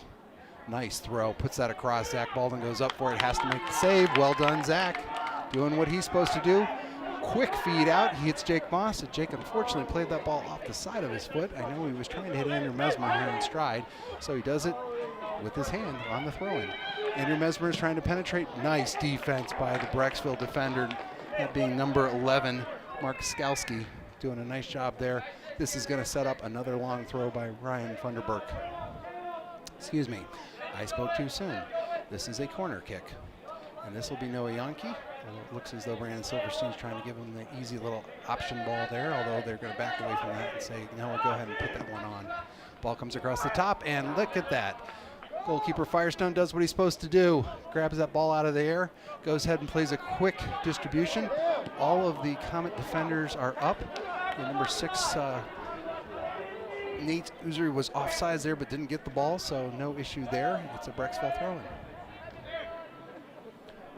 As I mentioned before, with both teams really opening up the offense, they're not really doing what I would say safe possession soccer. It's more, we're going to play the 50-50 because we want to create opportunities. We're going to be playing the long ball, knowing that we're giving the ball up, but it's going to allow one of our players to hopefully get a step or really attack the goal and move it from there. So both teams really changing up their strategy. I know that the Comets obviously don't want a repeat of last year, although last year they were down 1-0 at this point and really trying to get the equalizer. But being at that game, it was one of those where you just knew we were going to try everything and just not get the ball in. Brecksville had an answer for everything we did until Eric Nwafu, with 3 minutes left in the game, put the ball in to tie it up. That was the final, and I'll tell you, as a Solon Comets fan, we were all excited to get out of there with the tie.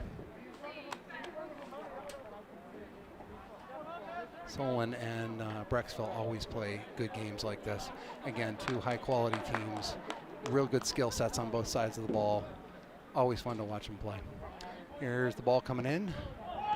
Ball's not going to make it in there, and Comets are going to go ahead and try and move the ball out. Oh, we lose it right there. And we got a bouncing ball. Who knows where that's going to go? It's going to come across, and Zach Baldwin's going to gobble it up and say, let's restart this offense. He's doing a long kick, and look at that. That one's going to come down on the 35 of the other side. That's off a Brecksville player. Andrew Mesmer wisely lets that ball run out and says, let my offense get in place. Let me catch up. And oh, look at that. It's Ryan Funderburk with the throw. We're going to get another 25, 30 yards here. Ryan's going to go ahead and line that up. Brecksville defense is in place. Puts on a line ball, and honestly, that was a beautiful ball right to the Brecksville defender, who did a nice job heading it out of danger. Eric Mesmer with the ball, plays it across. Eric Nwafu goes up with it. That ball hits Jake Moss unexpectedly, probably in the face. It's one of those balls where you want it, but really not right there. Brecksville on the counter attack here. They're coming up the right wing. He's looking to see if he can move it around Ben Moss. He's got a lane. He's got a touch. That ball's going to come across. Zach Baldwin comes down on it, makes the save. Beautiful penetrating run there by the Brecksville forward. Did everything right, was trying to find an open man in there, or perhaps even try and thread it in the near post, but wasn't going to happen. Zach did a nice job of grabbing that one up. Zach takes the punt. This one's going to come down around the 50. Let's let that one bounce. As a coach, you never want to see it bounce. You want to take possession of that ball immediately, or at least keep that ball going. Both teams have really stepped up their play here. First half, I think both teams were fine with letting the other team get reset, get the ball moving around. That's what I was talking about in terms of trying to find the opportunity. Instead of making quick possession passes here, well, actually, that is a quick possession pass. I'm trying to figure out where to go with it. Send the ball up from the defense over the top to the offense to see who can run onto it. It's a nice little play if you can do it. And beautiful ball by Eric Nwafu. He's going to try and string it over there to Brandon Silverstein. Nice defense by the Bees on that one. What I was trying to say there, and I got a little tongue-tied, is as you can see here, instead of short passing, it's a whole lot of long passes. It's a whole lot of trying to put that ball out and let somebody run on top of it. Both teams are doing this north-south end-to-end action, trying to get a step, trying to get an advantage where they can go ahead and get that attack on goal that they're both looking for. I would expect closer we get to the end of the game here, the Bees are going to really try and open this up and start sending the guys up to try and get that tying goal. All over the top. Ben Moss is going to play it back to Zach Baldwin. Zach's going to look for his options and play it across the top. Jake Moss gets the ball. I think he's going to have to work to keep that one in. Doing a nice job with it. And Eric Nwafu with the ball from there. This is one of those games where, as a fan, I like seeing them play open like this because it's exciting. But honestly, it's all these quick little, what I call a 50-50 ball. You're playing the ball up. You could get it. The competitor on the other side of the ball could get it. It's anyone's ball, so you're not trying to possess it, and ouch, that is a foul. Getting a little bit of sunlight this afternoon. We started the JV game with beautiful sunshine. It was a perfect fall afternoon here in Northeast Ohio. Clouds took over, temperature fell through the floor, went down into the low 50s. It got chilly really quick. It's going to be a free kick from about 30 yards out. This is an area where the Comets can score from. I don't expect that Noah Yankee's going to put this one on goal. However, he can score from there. He's got a wicked shot from long range. My guess is he's going to try and put it right in the top there and try and connect on a header. See what he does. That's exactly what he's doing, looking for the chip. Nick Firestone, the keeper, does a nice job of doing exactly what he should. Smothers that ball out of the air to take it out of danger and get the possession.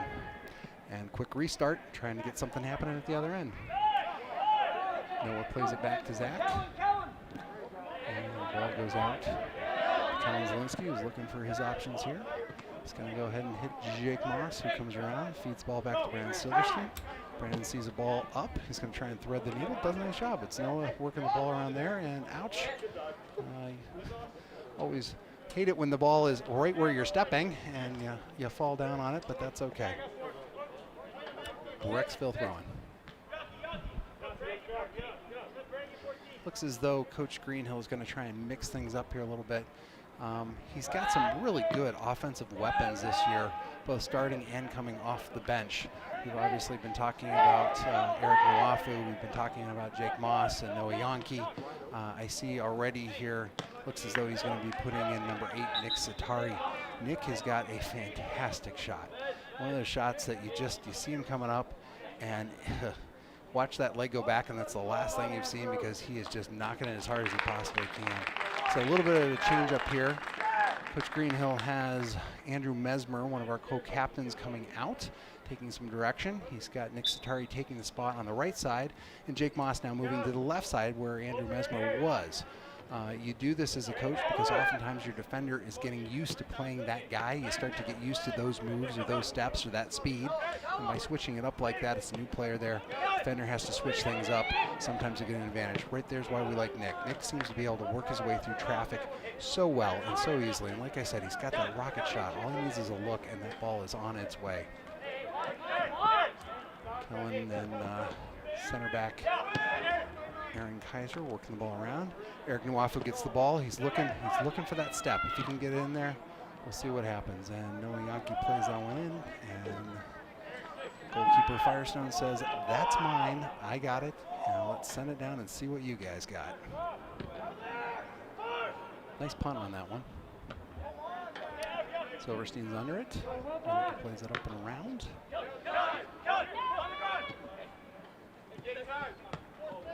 Seen a lot more of the game in the middle.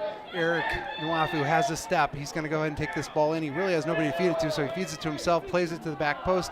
Noah Yankee goes ahead and takes that, and unfortunately, it looked like we were one step out of step the entire way down. I don't think anybody expected Eric to get in on the ball as quickly as he did. He got there and was like, "Hey, I'm right here. I want to pass it," and that's not happening. And I just saw the goalie take a step out of the box, identical to what Zach Baldwin did in the first half, where the goalie took that step over. Doesn't happen often. For it to happen twice in one game with both keepers, Nick Firestone is a little bit upset at himself. It happens. It will be a free kick, Comets, from the very top of the penalty box. It is an indirect kick. It is a handball. I learned this actually earlier this year. Usually a handball is always a direct kick unless it's done by the goalie. In that case, it is an indirect kick for this exact reason. The Brecksville defense lines up in the wall. We've got, trying to look over there to see who is lining up to take this. Comets always put 2 or 3 shooters in there so that the defense doesn't know who's going to be taking the shot. You've got Jake Moss on the left.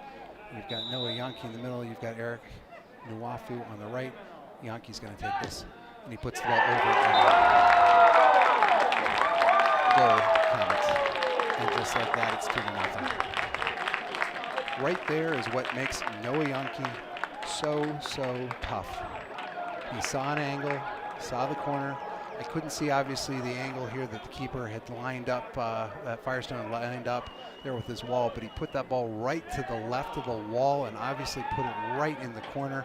That's called threading the needle. That was a beautiful goal. And with that, Noe Yankee now leads the Comets with 3 goals on the season. Interesting stat. I think I mentioned before that we had 2 players with 2 goals and 6 players with a goal. Usually you see a couple players that end up doing the bulk of your scoring. In this case, they are spreading it all around. But that gives Noe Yankee the lead on the team at this point. And from what I've seen Noah play in the past, usually needs just a little bit of a electric play like that to get excited. Beautiful ball up to Eric Nwafu. He's going to use his body there to defend. Now he's got to slow this up so they can get guys in position. He's got a step. He sends that ball across. And a nice defense by the Bees on that. Eric Mesmer is going to try and put that ball back in. Bees say, I don't think so. Put that ball back out. Kellen Zielinski's going to look and try and feed it into Eric. And Eric looked like he was trying to take a step there and perhaps lost his footing there. And goalie Firestone will go ahead and take that. And there's the punt out. So with 2 goals here for the Comets, and we are just about a little bit midway through the second half now.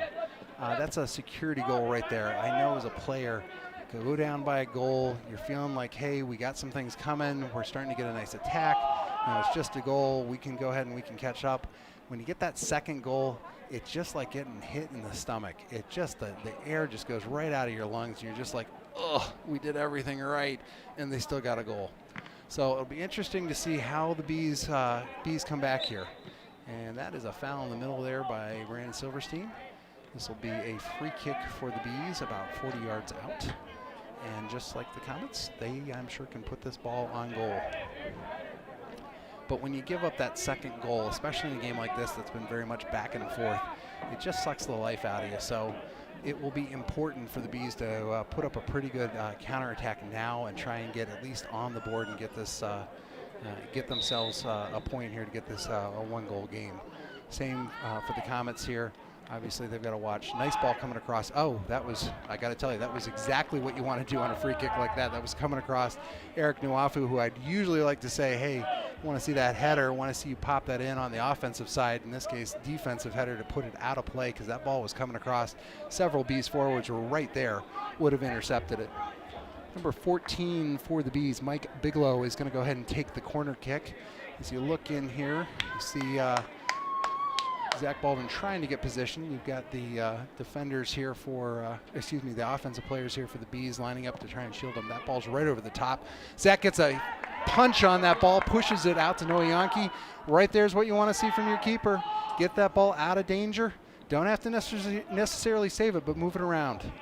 We've got a guy backdoor. Oh, look out, look out, look out. This is exactly what the Bees wanted to do, and nice job, Zach. Zach grabs that ball. He had a guy breaking in on the back door there. Also had a guy in the middle. Wow, that's what you want to see from your keeper. Smother it, take that ball, make it a offensive attack, smother it, and get the ball back and reset and go from there. As I was saying, this is exactly what the Bees want to do. Start putting pressure on the Comets, look for them to try and make a mistake. Now, if I'm the Comets, right now, you really want to try and get that third goal, and you want to try and get it quickly. Because just like I said, that second goal will take the life out of you. The third really is the nail in the coffin. That's where it's like, doggone it, we've done everything, we can't get it in, and look at that, we just gave up another goal. So next goal is going to be important for either team, and with the way we're scoring now, we didn't see any goals in the first half, but with how things are going now, I do think we're going to see a third goal. Just don't know who's going to get it, Comets or Bees. As we saw in the first half, a lot of play, possession soccer, moving the ball east to west, trying to find the opening, trying to really be patient with the attack. Second half, much more end-to-end, much more open style of play, really trying to push it so that we can, so that you can get a goal. As a result, the Comets have gone up 2-0 here on the Bees. Not to say the Bees are playing poorly or otherwise. They've actually got a real nice attack going. They just haven't been lucky thus far. Comets moving the ball around. Honestly, from what we saw against Twinsburg on Thursday, I thought that was a prettier game for the Comets, so to speak, in terms of how they were playing and how they were moving around. I don't know why, but we don't seem to play as well in afternoon games. I think the boys just like playing with the lights. And as I say that, I know I did back in the day as well. It's going to be a free kick and a quick restart by the Bees. Going to go ahead and hit their right forward. He's got a step, and Funderburk does a nice job of slowing it down, and in this case, staying in front of him, and there's a little push. That's incidental. Both guys were going for it and just trying to get a position there. I didn't see anything that to me would warrant a call, although I would say something to Funderburk about the two-hand shove there at the end of the play. That's generally a no-no. And with the Comets goal kick, we're going to have a substitutions. 3 Comet players coming in. Coach Greenhill is pulling Kellen Zielinski out. Xander Morales is going back in. Alex Rosen goes into the middle, takes out Brandon Silverstein. And Tyler Pollock comes in and pulls out Eric Mesmer. So he's essentially, Coach Greenhill is putting in 2 holding mids. So he's got 2 fresh legs. Tyler was in the first half, so he's ready to play. And I got to tell you, Alex Rosen, one of my favorite players. He's just got really, really good skills. If he gets an open look, he's going to put it on goal. Fun player to watch. Noah Yankee is opening things up here. He's on the left side. He's going to try and move that ball around. Nice defense by the Bees, though. They will have none of it, and they're going to try and work that ball out of the back and around. That ball's going to go out, so it'll stop right there. I like what Coach Greenhill is doing here by putting in 2 new holding mids. At this point in the game, we are just about 3/4 of the way through. We're down to almost the final 10 minutes. Your team is a little bit winded at this point, and getting fresh legs in there. Alex Rosen, who's coming in for his first touches on the ball. You like to see that. Oh, I'm hoping to get a call there, but I don't think so. And Moss is going to let that one go out. It'll be a Comet throw. But having 2 new mids in like that really just gives you a great opportunity to put some life into the middle. Again, everybody's been playing now. We're going to be coming up on about 70 minutes, especially if you're a starter and haven't been subbed out. Starting to get a little tired, a little winded. Put some fresh blood in the middle, and suddenly, wait a minute, I gotta move a little bit faster. I gotta try a little bit harder. Again, helping to create an opportunity. Ball's coming around on the top. Nick Satari trying to get in front of that. Nice defense by the Bees. Aaron Kaiser's going to go ahead and bring it down and then restart it. Goes over to Tyler Pollock, who does a nice little step over there. Solon is in really no hurry right now. They're really just trying to find or hit the open man style of soccer. As you can see, we don't have as many guys back, though. So one of the things that Coach Greenhill is really getting a lot of fun with this year, he's got 2, really all of his wing defenders can attack, and 2 of them have already scored, that being Kellen Zielinski and Xander Morales. Also worth noting, because it doesn't happen often, one of the Comet scorers this year is 00 Zach Baldwin. Took the penalty kick against Olmsted Falls. I'll tell you what, you always expect the goalie, expect the player that's shooting to land that one. You never know though when your goalie is shooting on a goalie. But Zach buried that one upper 90, got his first varsity goal, and it was a beauty. We're going to go ahead and make a substitution here. Andrew Mesmer is coming back in. Jake Moss is coming out. So we're trading a forward for a forward. Ryan Funderburk is setting up for the long throw. Trying to find Eric Nwafu for the header across the goal. That one's going to go over. Almost gets to Eric's foot. I'm going to go ahead and play that ball around. Ball's jumping around. Xander Morales is trying to figure out a way to play it out to the side. Can't do it. That's all right. Noah is going to try and reset this, or in this case, actually, no, he's going to go right back into attack mode and was well defended by the Brecksville defender. Ball goes up. Right as you see here, they are really 1 man back for the Comets, 1 attacking forward for Brecksville. This is that one-on-one that Brecksville's trying to create here to get the one-on-one with the keeper, really. Andrew Mesmer is working through traffic, a little give and go action there. He gets a couple steps. He's got his attackers there with him. There is Nick Satari trying to play that ball out to Xander Morales. He's the defender. He's going to go ahead and put that ball in and puts it right at keeper Firestone, who gathers it from there. We are down to just shy of 9 minutes, so we're getting into crunch time here. It's at this point that you're going to expect that the Bees are going to start pulling more of their guys up. They're going to be trying to create that opportunity because they want to get that first goal. Then we're going to have to get the first goal to get the second goal and move from there. That's exactly what they should do. And we have a timeout. There was a little bit of argument over who's got this throw. Somebody just got a yellow card. I'm not sure if it was a Brecksville player or I'm going to say it was a Brecksville player. High school rules: when you receive a yellow card, you must exit the play. A substitution here for the Bees. Didn't see exactly what was happening other than it looked like both players thought that the ball was theirs and a little grabbing for it. Don't know if something was said otherwise, but regardless, different with club soccer. Club soccer, yellow card, the player can stay in. Morales plays the ball back to Eric Nwafu. He's going to play it across. Beautiful ball across. Andrew Mesmer oh, what a header and what a save by the goalie. Firestone comes up big again. Excuse me as I cough. Gets a pat on the back by his defender. Right there is what you want to see with a keeper. In that case, Andrew Mesmer was open on the back post. He played a beautiful header, got a lot of energy, a lot of force on that one, and Firestone was able to smother it, do exactly what he needed to do. Beautiful save by the keeper. Nice job. Alex Rosen is trying to get that ball back. See the Brecksville team on the attack. They're going to start pushing a little bit harder, really trying to get that ball up and moving. For them, it comes down to we need a goal. Once we get that goal, we'll see if we can get the second one.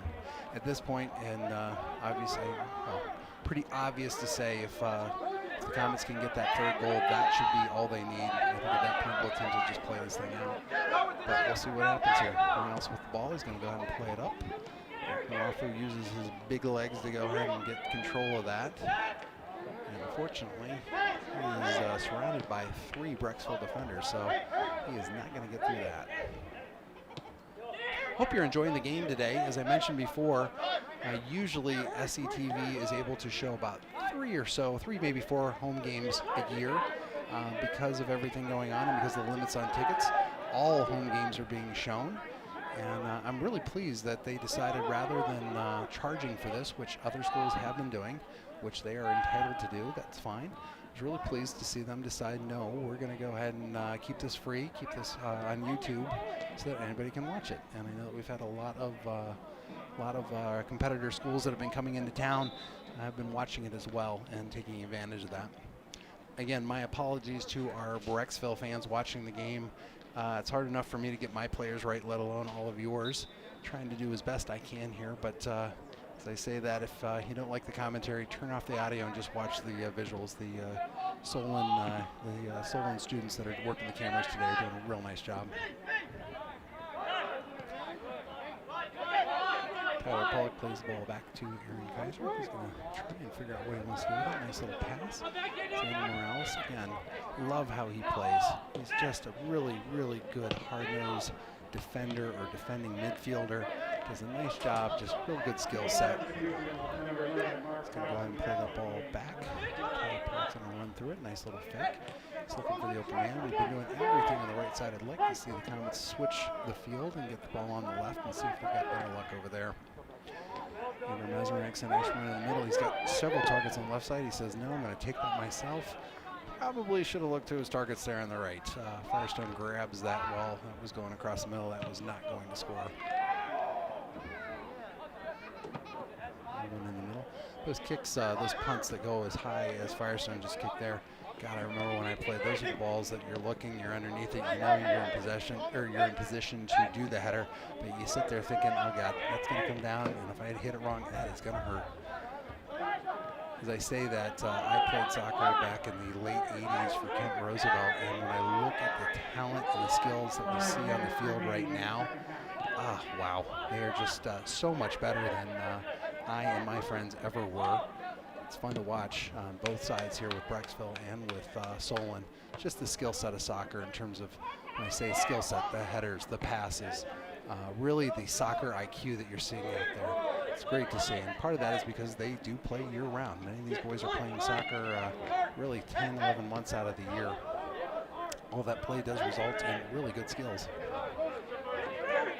Sanders going to go ahead and work the ball. The ball did not go out, but that's okay. It was his angle. He saw it. Referee calls it. We're going to see a substitution here by Brecksville. Going to move some players around. We're into the final 4 minutes. Solon up 2-0 over the Bees. Been an entertaining second half. I think the first half was really both teams getting used to each other and trying to find opportunities, playing safe soccer, if you will. Second half, far more open, far more, hey, we're going to create opportunities any way we can. And maybe not play as safe as we were in the first half, but that's okay. That's what it takes. Comets have benefited from that style of play with 2 goals here in the second half. Here comes Satari, who runs on that ball from Eric Nwafu's header, and he's going to try to beat his defender. Took 1 step too many, a little bit too hard. That is a goal kick. And the Bees will make another substitution. Looks like they're trying to get some fresh legs up front. See some other people moving up here. I like what they're doing here in terms of putting players right down the middle. Obviously trying to get the header to pump it up and start an attack. They've actually got several people up right now to try and get a counterattack going. But if you're doing that up front, that's going to create openings in the back. As you can see, the Comets are moving the ball around. Nick Satari gets a step, and there's that cannon of a shot. All he had was a step, took it. In this case, fired it high, but that's what I like about Nick. You give him an opening, and he will take it. Hopefully next time it'll be on target, but that's okay. Created the opportunity, went with it. Goal kick by the Bees. Going to play that one up. They've now got 5, 6 people up top here trying to get that offense, trying to get that tying score. And Comets are moving the ball around, like what Xander is doing here. He's just trying to work that ball around, not do anything too much. And got a lot of tangled up legs here. I realize that's really no call. It's a discretionary. Nice bump up there. Yankee is running onto the ball. Nice defense. He's going to probably have a shot here. Nope. There's 3 players around him, so he's got to feed it. Mesmer comes across. Beautifully defended by the Bees. That ball is saved. And who's got it? Looks as though both teams are just trying to establish, string 3 passes together here. Ball's back into the Brecksville defense. We're down to 2 minutes of the game. Satari's trying to work it around. That was actually a pretty hard foul. Yes, they're going to go ahead and call that, as they should. This is definitely a attacking section of the field. Angle's not great on the right side, but they will be able to the Comets will be able to put an attack on goal here, or ball on goal. Brecksville is going with just a 2-man wall. That's the right thing to do. You don't need too many players there.